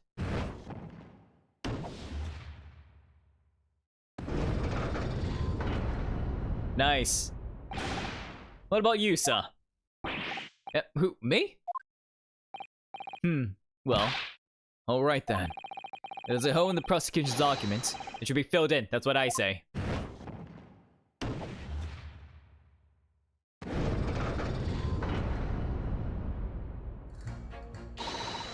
Oh, well done, Mr. Naruhodo. That was wonderful. Well, we managed to change a couple of minds at least. It strengthened our position somewhat. Yes, and it will prompt the other members of the jury to reconsider their stance as well. To be asking themselves if their current leanings are really right or not. Now, if only, we could just identify one more clue or discrepancy that will make them stop doubting Mr. Natsume. We might be able to tip the balance completely. Yes, that's exactly what we've got to do. Von Zeeks is looking to bring this trial to an early conclusion, like the last one. That's what we have to prevent by whatever means we have at our disposal. Dots. Thank you, counsel. On the summation examination, please. Yes, my lord.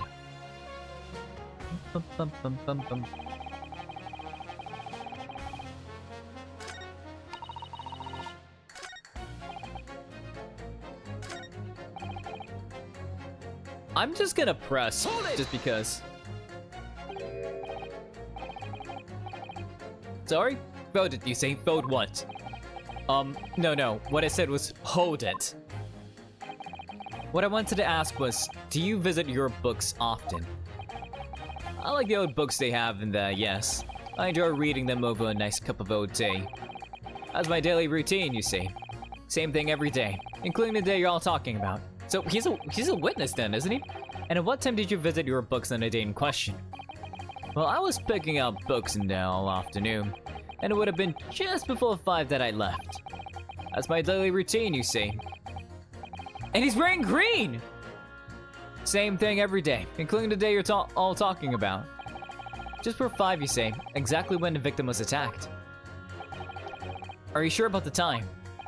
Oh yes, no mistake that. I remember it well. I'm not about to forget that day in a hurry. Not after the dreadful time I had. What do you mean? Well, I was walking down Calabash Road when I slipped on the ice and dunked my head. It's always worse after the snow stopped falling. That's when it's most slippery. Knocked myself clean out, I did. I really done my numbers up. Wait a minute. Let me get this straight. This happened on Calabash Road. That's right. I live in Cornpipe, you see. Heading down Calabash Road is the quickest way for me to get back from your books. Juror number 6, I must insist that you add that information to your formal statement. It may very well be extremely significant. Sorry. Extremely sick? No, I'm quite alright now.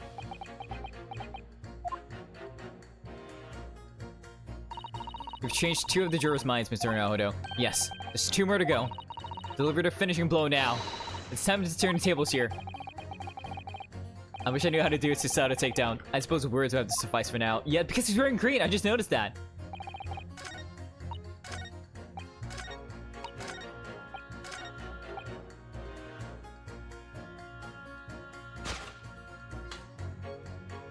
Objection! Those 2 statements clearly show a flaw in the jurors' reasoning. Flaw? What are you talking about, counsel? Well, juror number 2? Juror number 6? Whatever do you mean, sir? I think perhaps the old man didn't hear you. Unbelievable. It's not like I was loud or anything. There's at least one fact of which we can be sure here. The bookshop receipt found in the defendant's room clearly indicates that on the day of the attack, he had been to your books and purchased a number of second-hand titles. He then returned home on foot. But a man says he has no recollection of his return journey. That's correct. But what he does remember is seeing someone appear in front of him on the way. Someone in a green overcoat who suddenly collapsed on the pavement before his eyes. Yes, we were well aware of this. The poor young woman was stabbed, obviously. Objection! Can we really be sure of that, madam? Whatever do you mean? I'm sure you heard juror number 6's account of what happened to him that day. That same afternoon, there was someone else apart from the victim, who was wearing a green overcoat and who fell over on the icy roads in the neighborhood. Oh my. My goodness, you mean... That's right. I mean, it's such a big coincidence. That's right. I'm referring, of course, like, it's such a big coincidence that, like, all the jurors are just intimately involved in the case itself. Like, they should have just been witnesses, you know? To hard of hearing jury number 6. Are you really suggesting that the person in the green overcoat whom the defendant saw collapse in front of his eyes was the jolly old gentleman at the end of the bench here with me today? That is entirely possible, yes. After all, the old man had a somewhat similar build to the victim. Oh, look at that! Oh my goodness me! Sorry, you need a... And crucially, we know precisely where the old man in the green overcoat fell. On Calabash Road. Therefore, if the person who Mr. Natsume saw collapse in front of him was in fact juror number 6, it means the defendant must have taken the long route back to his lodgings. And if that's true, then clearly, the crime scene on Briar Road where the woman was stabbed was not on his way home. Oh my.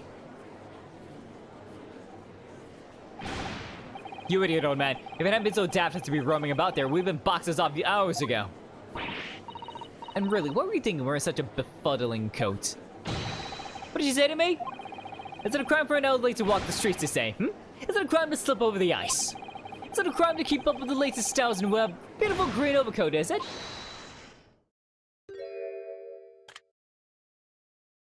Ma'am? My lord, I do hope it won't cause any inconvenience, but... You'd like to change your leaning, I presume. I do declare that I would. I should like to call for a verdict of not guilty. Thank you. And I would too. What? Is it a crime to change your mind? Is it? Well?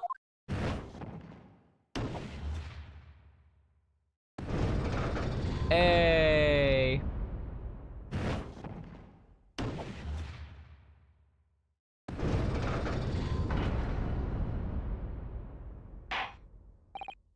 Well, that summation examination has concluded with a rather large shift in opinion. The ayes 2, the noes 4. So now let's have it. Not guilty, they say. Which means we no longer have a consensus among the members of the jury. The trial will continue. Objection!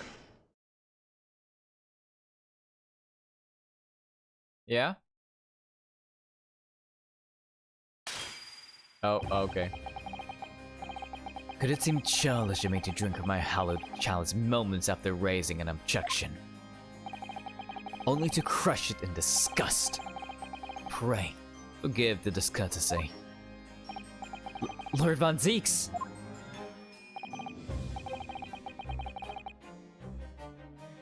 It seems I must retract my earlier remark. What do you mean?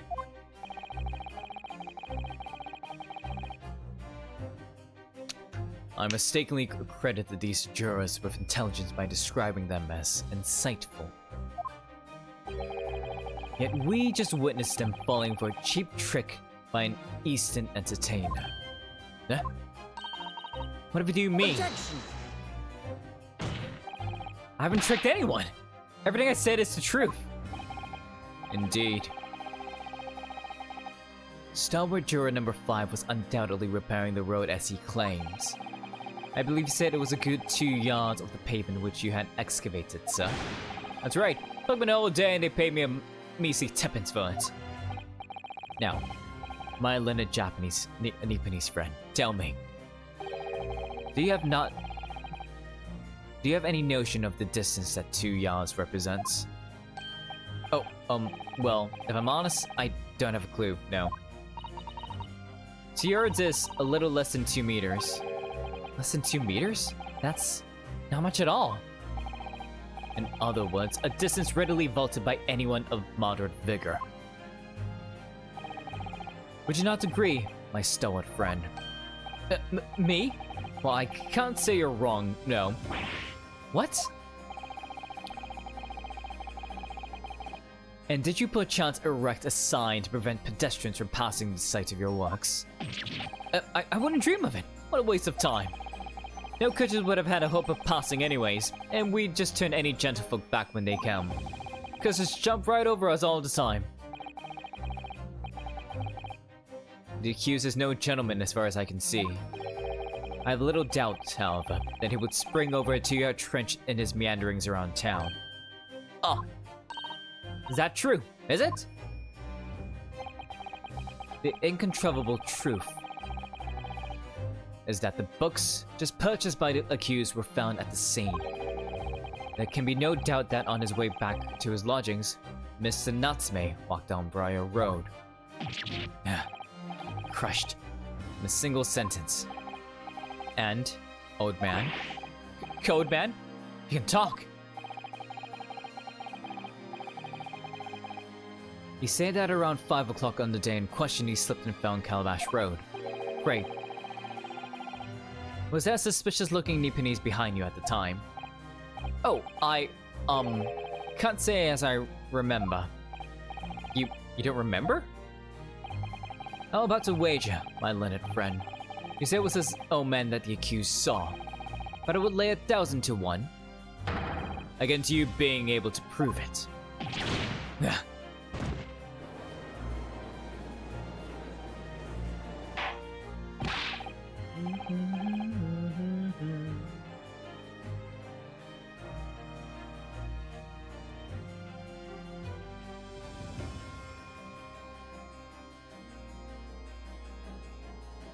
Order! Order, Lord Von Zeeks, explain yourself. My lord? If you had such a trenchant argument up your sleeve, why in the world did you not proffer it during the summation examination? I wanted to give this young foreign student the sightseeing experience he no doubt came for. I wanted him to see for himself how the opinion of the jury so readily swayed. Well, my hospitality has its limits, and they have been reached, I feel. Yo, he's got his coat off, he's serious now. So, my learned friend, today's sightseeing tour of London is now over. What are you talking about? My lord! The prosecution requests permission to call its next witnesses to the stand. Granted. Bailiff, bring forth the witnesses. It's... next witnesses? Mr. Naruhodo, do you not remember? We've been told on several occasions that there were eyewitnesses to the incident. Yes, I remember. One of them being a Scotland Yard policeman, no less. I'm afraid that's likely to be the prosecution's next witness. Alright. No matter who Von Zieks brings to the stand as his witnesses, and no matter what they say, I believe in Soseki-san. I know he's innocent! And I'll keep believing to the very end, until this battle is over.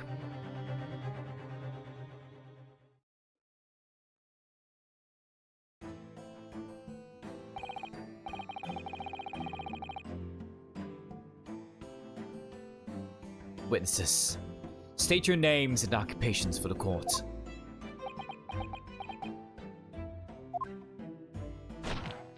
Oh, were they on a date or something, or what? Constable Raleigh Bates, sir. Nothing report on the street, sir. Okay. And I'm Mrs. Beat. Patricia's my name. I'm proud to say I'm this young town hero's wife. Wait, hang on, let me... They should have been added to the court record already, right? Yeah, they are.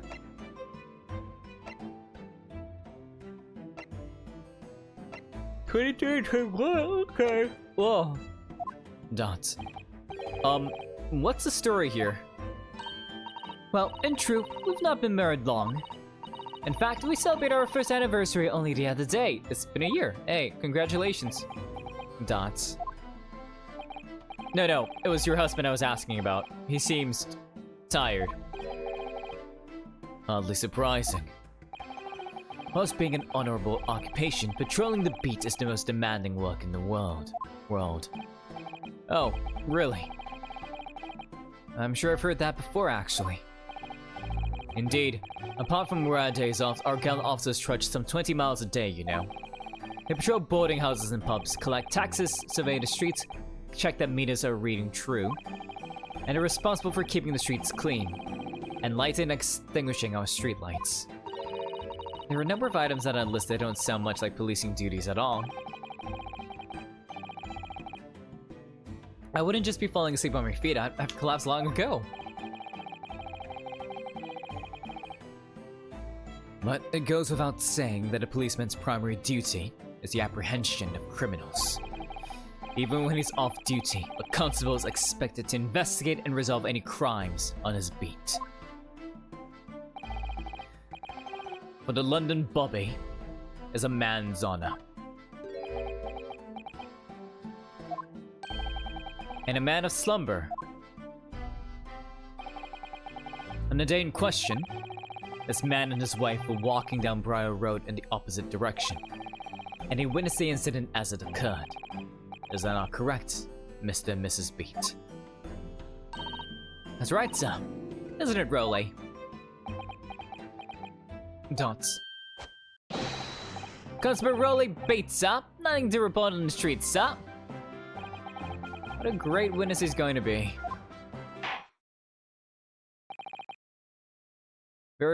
Very good. I'd like to hear your formal testimonies now, please.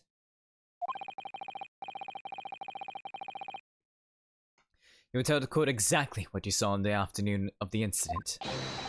Yes, sir! Okay, alright. Just falls asleep then. Alright. What the witnesses saw? It was our wedding anniversary, and Rowley was taking me out for a meal. There was no time to change after work. Anyway, two silhouettes appeared out of the fog on the pavement in front of us. All of a sudden, one of them just collapsed on the floor, and he had scattered something before running off. We ran straight over, of course, and then went for help at a nearby police box. It was definitely that Japanese man in the dock. Rowley and I both saw him as clear as day.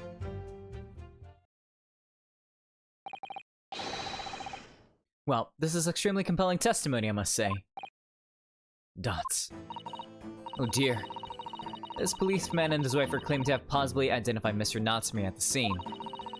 If their testimony is true, The alternative course of events that you established in the summation examination will be quashed. It's death knell, in fact. Because that alternative was never viable in the first place. What an unfortunate bechancing. And an annual wedding anniversary, too. Oh, I know, but I managed to go out for the evening for my man. I thank the Lord for that. Gosh, the life of London Bobby sounds very hard indeed. Indeed. However, this cross-examination will be over in minutes. You may well have time to rest this afternoon. What do you mean by that? My learned friend, the witnesses saw the face of the man fleeing the scene. They are testifying under oath that it was without a doubt the accused, Mr. Soseki Natsume. And one of these witnesses is a policeman, no less. So you appreciate the gravity of the situation, I'm sure. Except that the man's so tired his wife has to do all the talking. Enough preamble. Counsel for the defense. Commence the cross-examination, please. We need a... yes, my lord. Okay, they were walking down, like... okay, they were walking down Briar Road, right? But what I want to know is... where specifically on Briar Road were they walking down on? You know? Like, if they were here, like, cause if they were here and they saw this happen, then sure, then he would have taken this route, right? But if they came from this side, walking down, then they were approaching this side, right? Can I press about that? No time to change after work, you say? Are you also a member to police, Miss Beat? Mrs. Beat? No, sadly not. It's a young... women and children elderly can't even apply.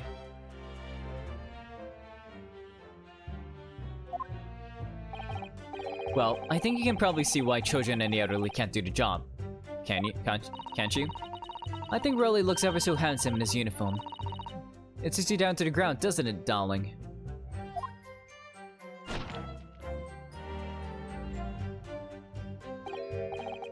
What? Oh, I just finished my beat. Pat and I were heading back to the station. I was actually planning on getting changed there. Is he talking in his sleep? This is creepy. Oh no, really, I much prefer your uniform. Weeping, thank you so much for the water ASMR. Everyone, let's grab our little water jugs and do a little glug glug. Thank you so much for that. I'm actually getting kind of thirsty. And for the stretch, I'm just gonna... that's right, that's the left side.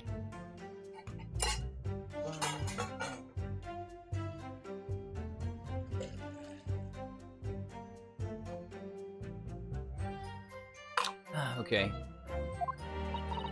Oh dear, that doesn't seem healthy. Kindly adhere to the point. You were going for a meal after you had finished your beat for the day, correct? That's right, sir, yes. Although, I was fit to drop, to be honest. After spending the whole day on my feet. But policing's my life, sir. As long as I'm a proud owner of this, I'll serve my city and my queen to the end. What's that now? My warrant card, sir. Prove that I'm a London copper. And has the noble founding principles of the force written on it. As a reminder to all us policemen of our sworn duty. To patrol the streets of London town and uphold the peace of the common man. So, and for such a noble cause, I'll cover 20 miles for every single day without fail and without grumble. Because I know that applauding my boots is all Londoners need to hear to feel safe and secure. So, fighting crime doesn't appear to come into it then.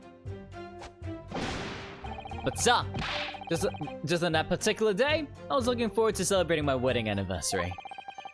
Mrs. B puts up with a lot being married to a Bobby like me. I wanted to show my dear wife how much I care. Oh my gosh, look at them. Oh, Pat. Oh, Rolly. Oh my gosh. Oh, what a charming couple. Your young love is such a joy to behold. If a little over the top, perhaps. And then, Kindly describe what happened next. Anyway, two silhouettes appeared out of the fog on the pavement in front of us. Hold it! Two silhouettes. That's right. They were coming towards us, walking up Briar Road in the opposite direction. There was a red plump figure followed by a scrawny, thin-looking man. It does sound exactly like the victim as pictured in his print, and like Mr. Natsume. Yes, unfortunately it does. And you're certain that at the time there was nobody else around? Oh yes, quite certain. It was dark, but there were streetlights on Briar Road, you see. There was nobody else around at all. Isn't that right, my darling?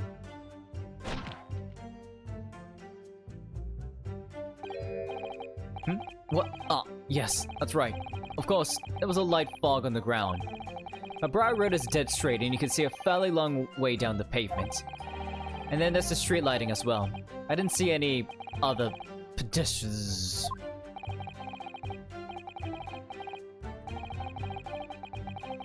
Before sleeping takes a firm hold, your answer, please, Mr. Bate. You're quite sure what you've just said? Yes, sir. As a couple spends all day, every day, keeping watch on the streets, I swear to it, sir. I'm sure as my love for Patricia is true. Oh my gosh.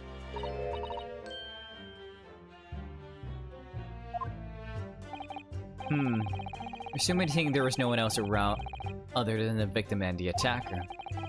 It's starting to seem like that must be how it really happened. It's beginning to seem like there's nowhere to run. Well, that didn't stop Mr. Natsume, did it? He fled the scene all too convincingly. Thank you. I believe we have a reasonably clear idea of the situation just before the incident now. What happened in the crucial moments that followed?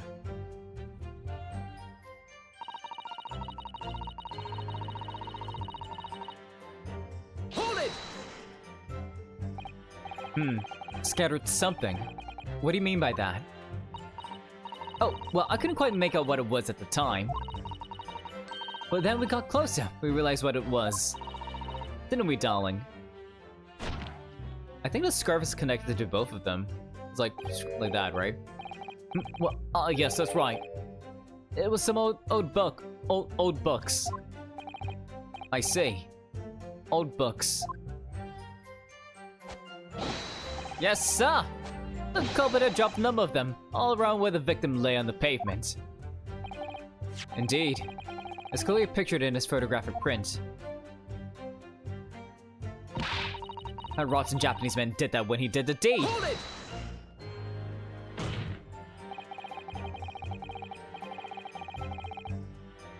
Let's not forget that it remains to be established that the defendant was indeed the attacker. But we saw him! There was a man in the dock without question, sir.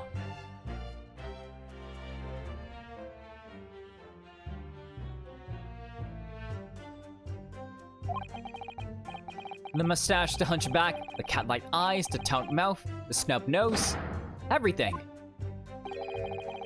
Any more insults you want to throw in? That's right. He looked down at that poor defenseless woman with those terrifyingly intense eyes, and then suddenly threw his books onto the pavement and ran away. I see. This is tough. It seems as though they're telling the truth here.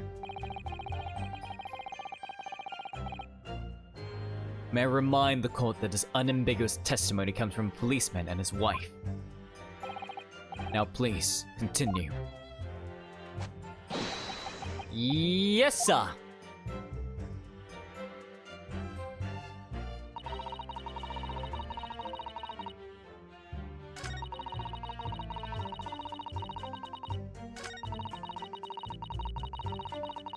Hold it! Let's figure this out. Was your husband who went fetch help? No, I went. I may not be a police officer myself, but I'm a proud wife of one after all. Isn't that right, my darling?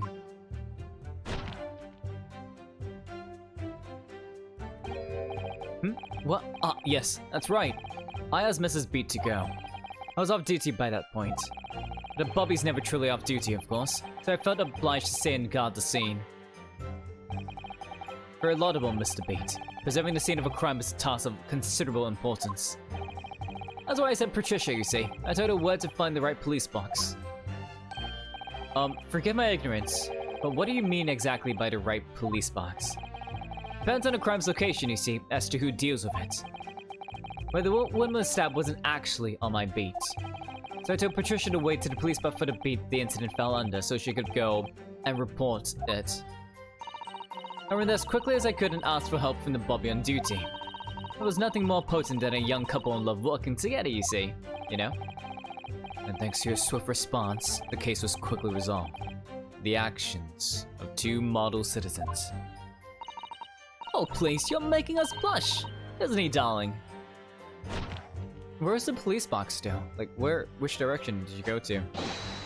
Yes, sir, what Patricia said, sir. Let's move on, shall we?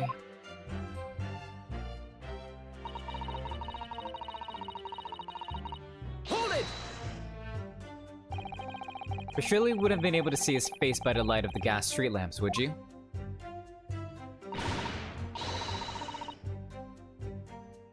We absolutely could. We us Londoners have exceptional eyesight, I have, you know. Right. The light from the street lamps is more than enough. And my husband already told you that fog was only light, didn't he? Yes, and what of the fog?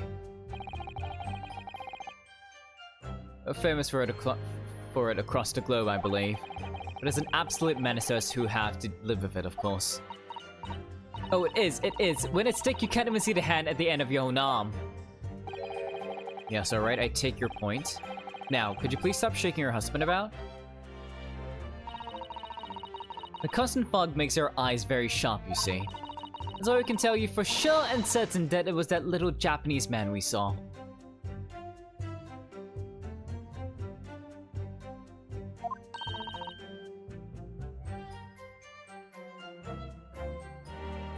Can't we, darling?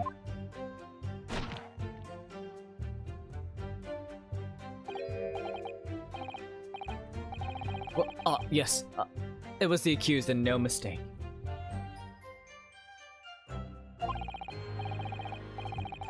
The mustache to hunk. Yeah, the same thing again. Okay. Unmistakable, sir. As far as this couple's testimony is concerned, there can't be any question. It was Soseki-san they saw running away from the scene of the crime.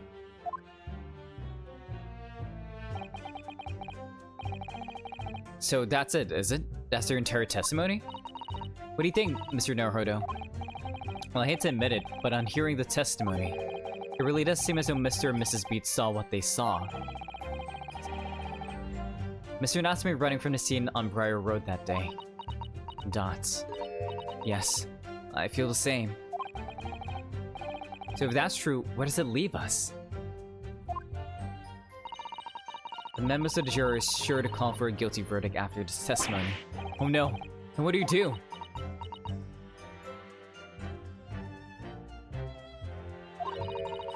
If Kazuma-sama were here.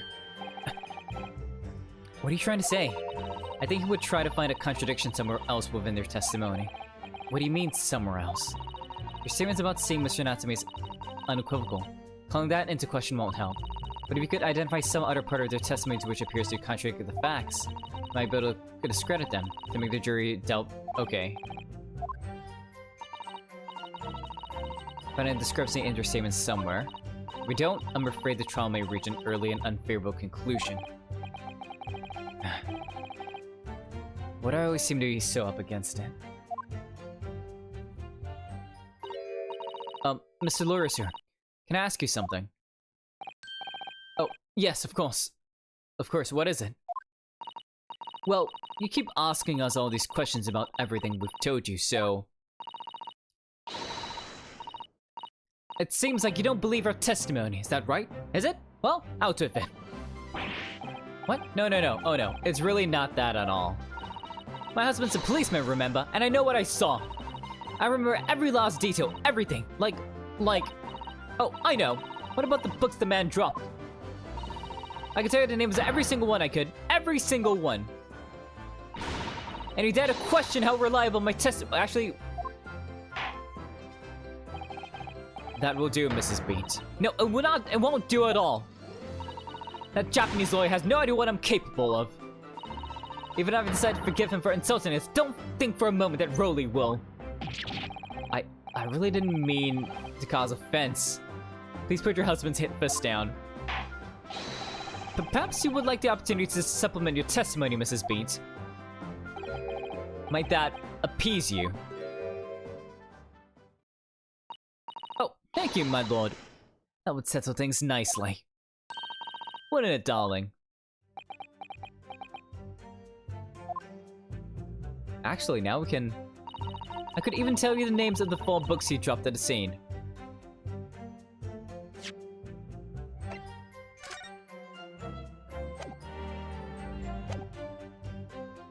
I will press on this because we only did 3 books. Yes, we know that there were books dropped at the scene of the crime, as you say. Those purchased by the accused at the nearby secondhand bookshop on the day in question. After I've been to the police box for help, I decided to have a good look over the area for good measure. I'm a proud policeman's wife, after all. I did it for Roly. And what was your husband doing at the time? I was lying face down in the snow, getting some well-deserved rest. He works ever so hard, you know. Ever so hard. Don't you, my darling?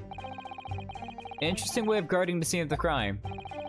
Well, Mrs. Bates, seeing as you regale the court with tales of your powers of recollection, would you be so kind as to recount the titles of the books you observed at the scene? I'll be happy to. Now, are you all listening?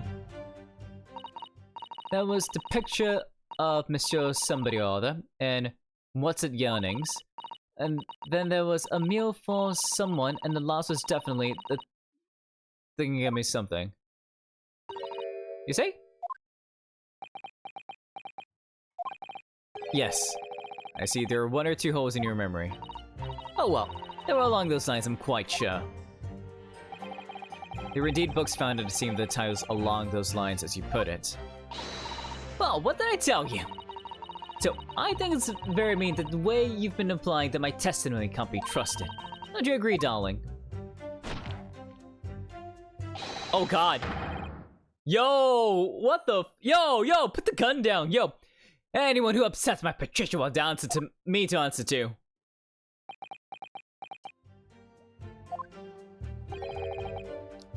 Terrifying. Yes, she really is. So that's it.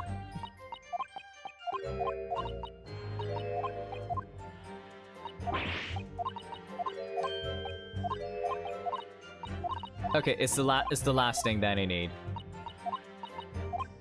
Because it's all the same dialogue. Okay.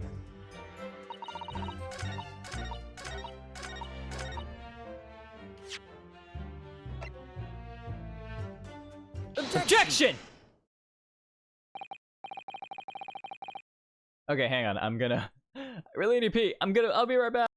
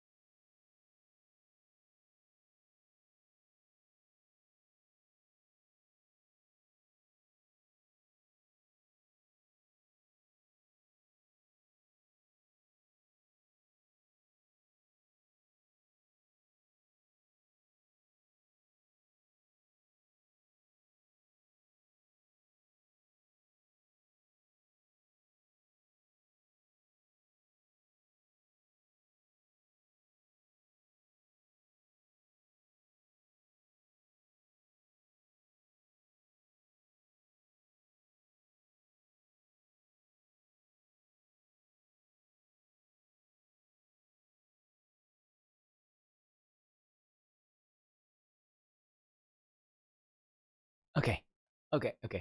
Back. That's right. Right. I remember all of them. The picture of Monsieur somebody. What's it? Yearnings, a meal for someone, and the thingy something. I'm sorry, Mrs. Beats. But there is a fundamental flaw in that statement of yours. Oh no! What flaw? Simply that at the scene of the crime, there were only 3 books, not 4. What? This is a receipt from the bookshop where the defendant bought his books. Your books? Yes, and it details Mr. Natsume's purchases that day. But as you can see, only 3 books are listed. Only 3? But no, that can't be! I remember seeing them! There were 4 books, I tell you! 4 dirty old books! Oh, really? Have a good look at this photographic print of the scene of the crime. Because we're disproving that their testimony has any merit because, like, they're misremembering things. As you can see, as you can clearly see from this evidence as well, there are only 3 books. But I just don't believe it. I saw them there. I swear it. I saw them. No, madam. I'm afraid your powers of observation cannot be relied upon. Grr. So it cannot be denied that though you say it was the defendant you saw, you could very well be mistaken. Oh no! Oh no! Oh no! Oh no! No! Objection! Oh.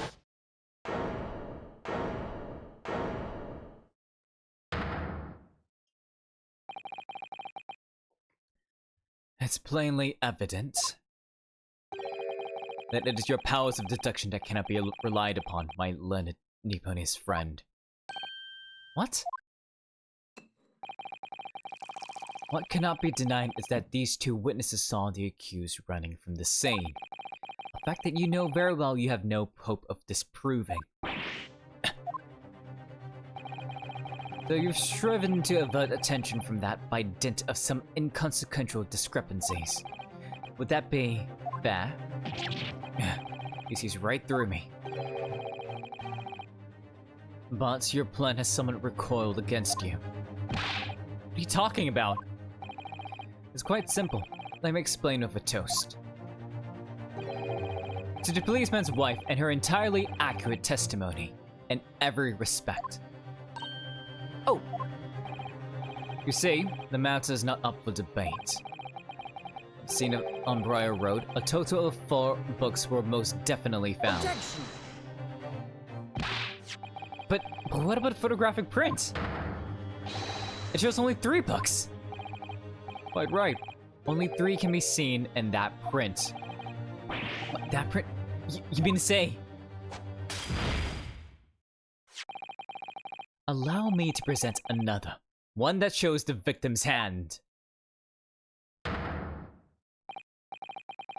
Hey, it's the Lion's Pride. Wasn't that the book from Garadabs? I don't believe it. It's the 4th book.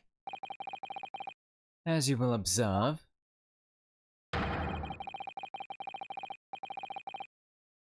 The 4th book was hidden from view in the original print by the victim's torso. No. No!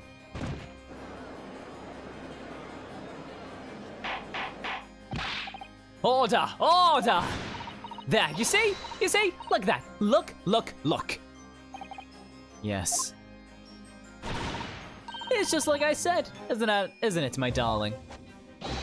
Yes, sir. Patricia's always right, sir. Let us study the receipt for the books purchased by the accused on the day in question. Mrs. Beat, titles once again, if you'd please. Oh yes, of course. The picture of Monsieur somebody or another. The picture of Monsieur Lecoq. What's it, Yearnings? Canterbury Yearnings. A meal for somebody. One. A meal for Gaborel, in fact. As the court has just heard, the witness remembers the book titles flawlessly, save for a few minor details. Mrs. B's powers of recollection can only be described as exceptional. Did you hear that, Rolly? The gentleman paid me a compliment. Yes, sir. Flawless, sir. Patricia is flawless. But there are only 3 books on a receipt, and Mrs. B mentioned 4.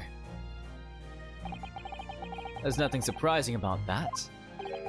Clearly the 4th book is that which is shown in his photographic print. I'm sorry, Counsel, but does that not seem odd? Why should the 4th book be omitted from the receipt? It's not odd at all, my lord. As the photograph clearly shows, the 4th book was found in the victim's clutches. In other words, it belongs to the victim. The victim was holding her own book?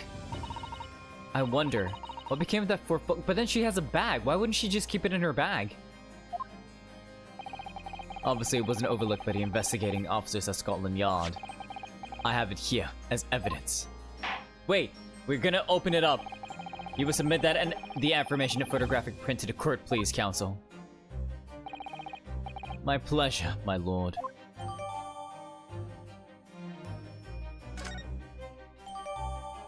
We're gonna open this puppy up. The prosecution rests. Yeah.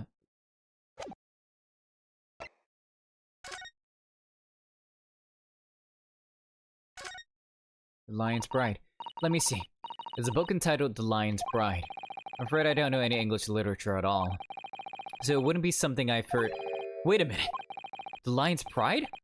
That's strange. I think I've heard of a book by that name before. And very recently, too. It's a title I recognize too, Mr. Naruhodo. Fire! Ah. Oh, look at this! The book has been badly burnt. You're right. Never be able to read it in this state. Especially not the latter pages. What a terrible waste. Judging from the scorched edge of the paper, I think the damage must have occurred very recently. A book. Recently damaged by fire. But I seem to erase it.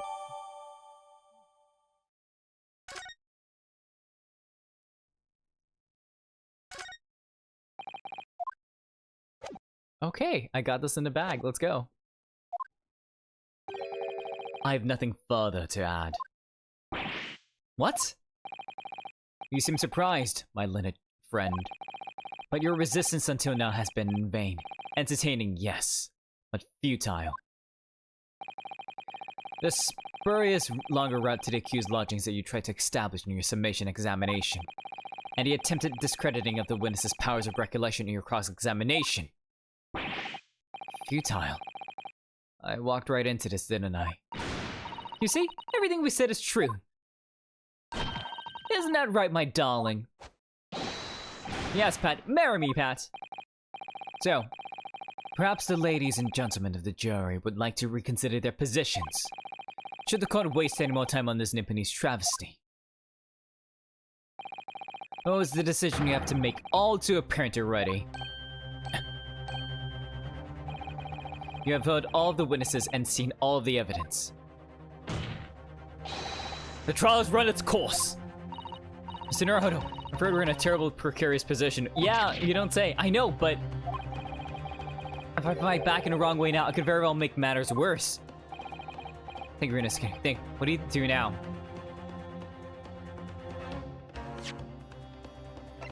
I'm gonna save.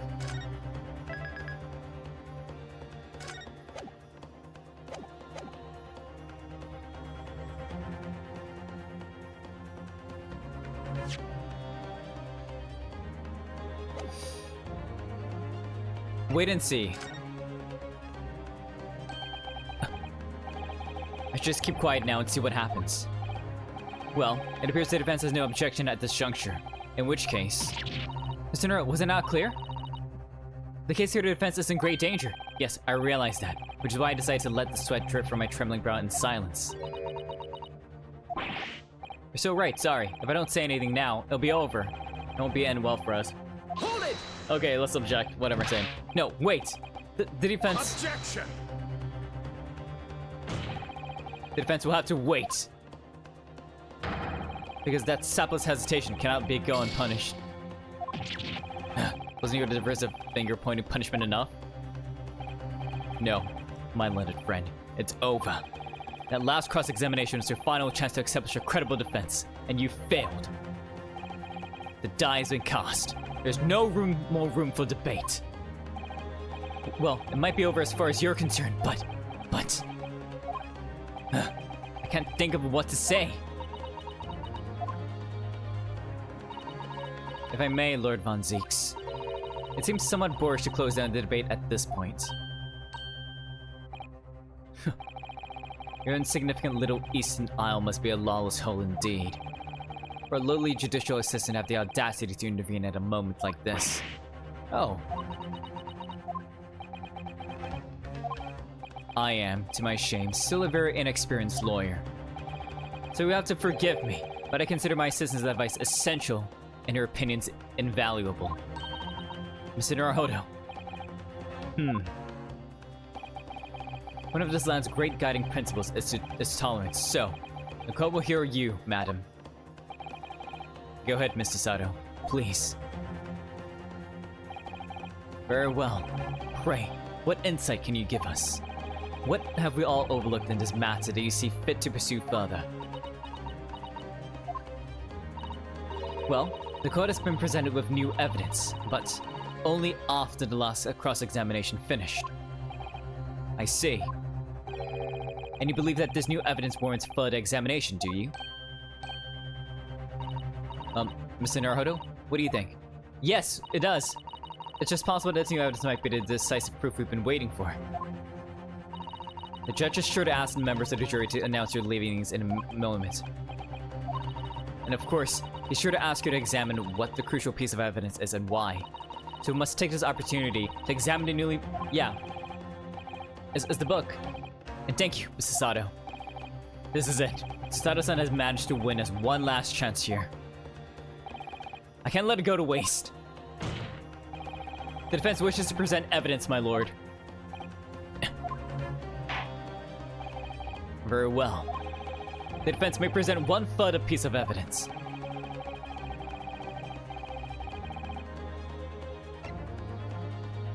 Take that! The evidence in question is what we can see from the newly presented photographic print of the crime scene. The fourth book. Damn, I'm just mixing up accents now. The fourth book found in the victim's hand. Objection!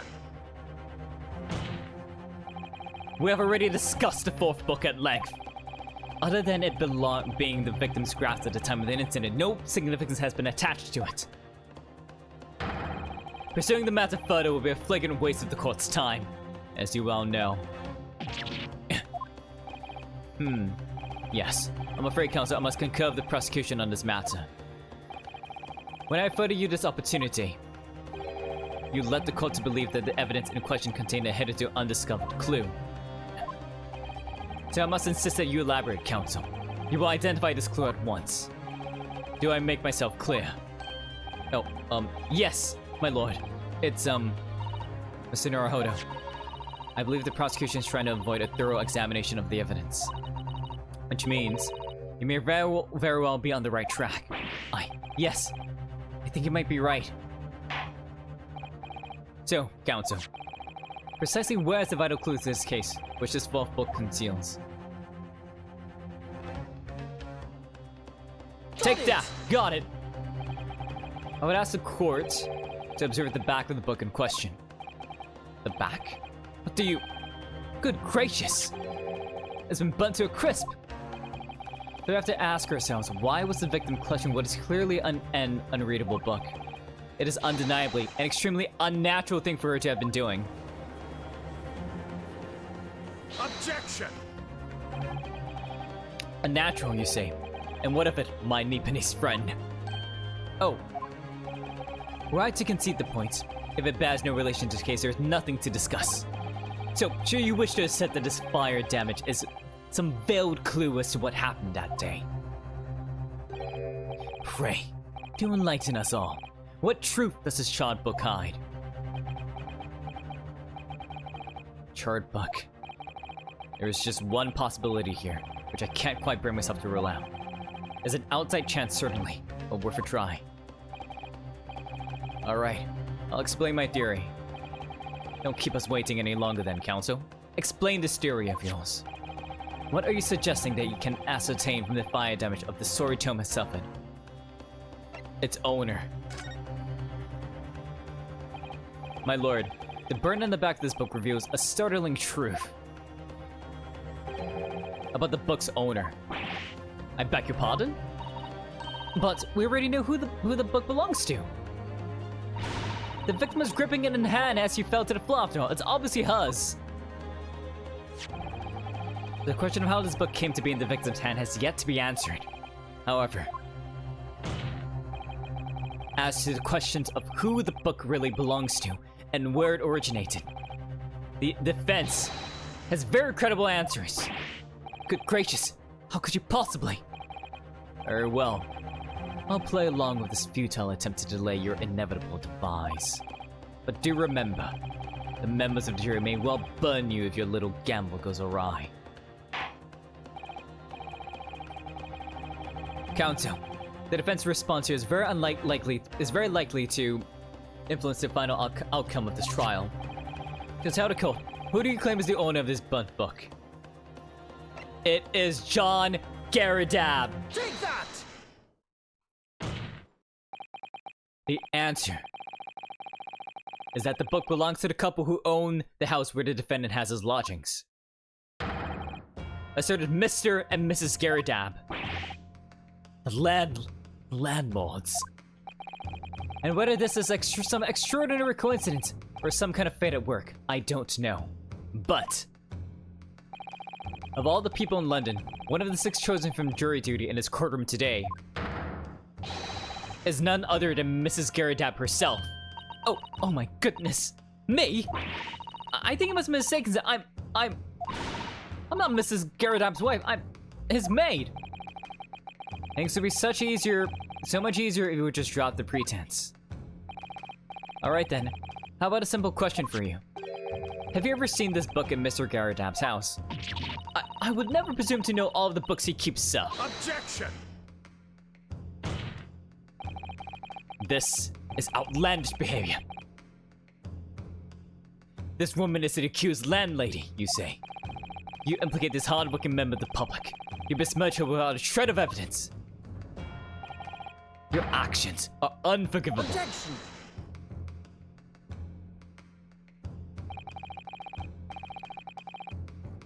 This is not mere conjecture. The defense happens to know that on the day in question, at almost exactly the same time as the victim was stabbed on the pavement below, another incident was taking place in the room on the top floor of Mr. and Mrs. Garadab's house. Good lord! What sort of incident, Counsel? Fire. A fire, my lord. Right to say it was. Happened in the blink of an eye, you know. The whole place filled with smoke. Couldn't see a bolly thing. Didn't take long for the fire to spread, of course. The bolly furniture started going up as well. Worst of it is, I lost my favorite book called The Lion's Pride.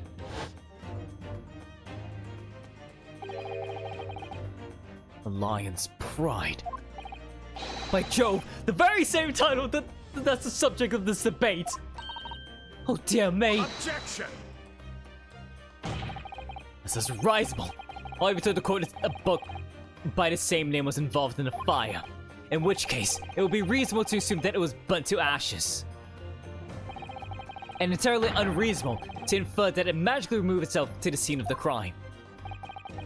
Perhaps it would make more sense if I told you that the cause of the fire was marital discord. Without going into details, it appears that Mrs. Garadab was considerably enraged. Apparently, she continued to attack Mr. Garadab even amid the flames. Oh, how awful! I can't imagine being so horrid to the one you love. Can you, Role? Absolutely not, sir! My Patricia would never raise a finger against me, sir.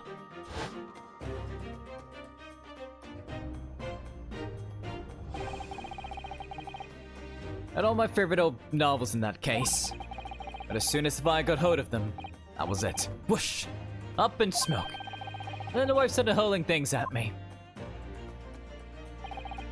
There was I, backed up against the wall, under heavy enemy fire. Incendiary books incoming 10 to the dozen.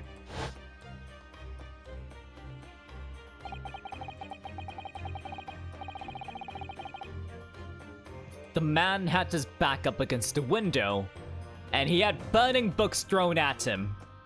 Yep. Goodness gracious, are you suggesting that the book was thrown through a window and landed coincidentally at the scene of the crime? Objection! No. A thorough investigation of the surrounding area was conducted the very evening of the incident, and there was no report of the Gyarados windows panes being broken. It's quite true. We saw no sign of broken glass when we visited the Gyarados household. But is it not conceivable that the window was open at the time in...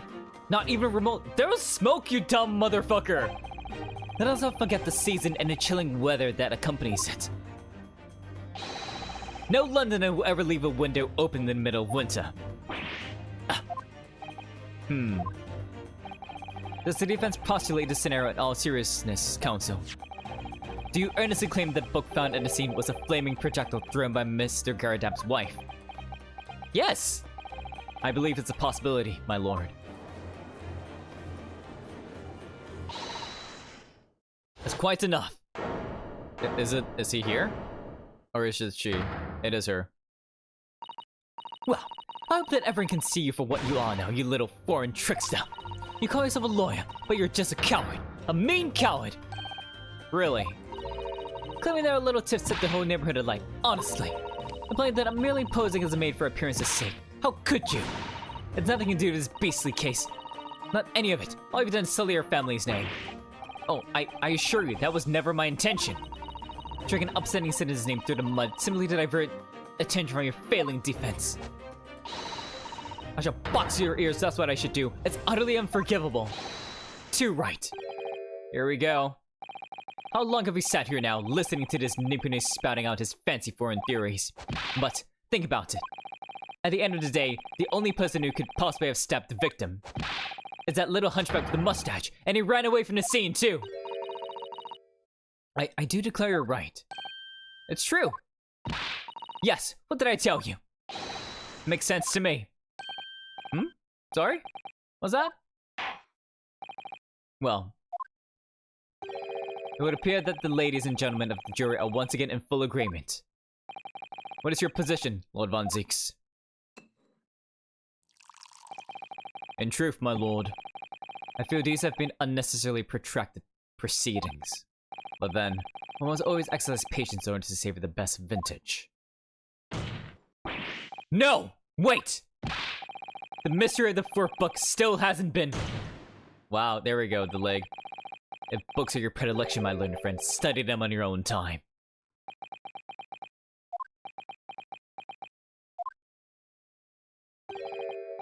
What? No forgive the discourtesy this time? In that case, ladies and gentlemen of the jury, you will now state your individual decision regarding the defense culpability for the court to hear. Guilty! Guilty. Guilty. Guilty. Guilty. Guilty!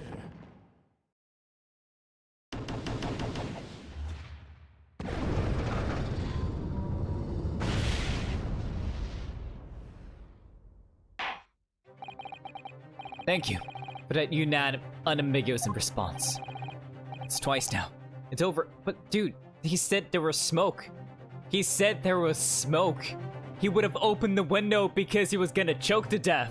Come on! Mr. Naruhodo, don't give up. Mr. Sato, have you forgotten? The battle isn't over yet. You're not suggesting. Of course, the defense has the right to another summation examination at this point. You can still convince the jurors to change their minds. You have one more chance. My lord, the defense asks to exercise the right to a summation examination. You believe you still have tricks up your sleeve. I don't intend to trick anybody.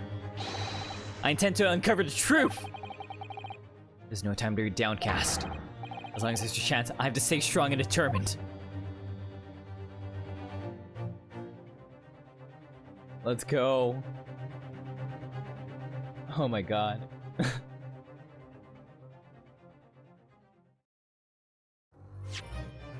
Oh.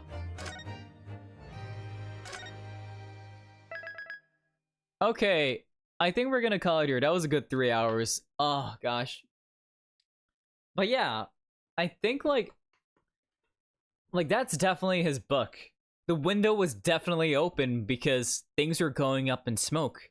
You need to like, you know, among other things, right? So, yeah, we will continue this on tomorrow. So thank you so much for stopping by. I really appreciate it. If you have the rest of the day going for you, please have a very wonderful rest of your day. If you need to rest and you can go to bed like I do, it's getting fairly late for me. Then, so Yasumi to you, good night. Yeah, we will continue with more the Great Ace Attorney Chronicles tomorrow. We'll be completing this trial, and we'll be getting to the truth of the matter of who exactly stabbed Olive Green. So yeah, thank you for joining me on this. I appreciate you taking your time out of your day to make me your, you know, to just watch me stream and watch me go crazy and other things. Yes. But yeah, we're gonna be doing a raid, and we're gonna be raiding. Let's go raid the Cat Cafe. So Hidamariko. So for those that don't know about Cat Cafe Hidamari, it is a cat cafe that does a live stream of their cats. So I think it's a 24-hour live stream. But currently some of the cats are active.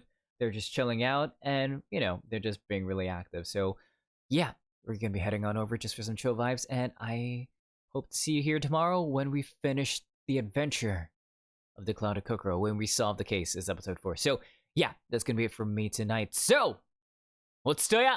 And as always, this has been Toya.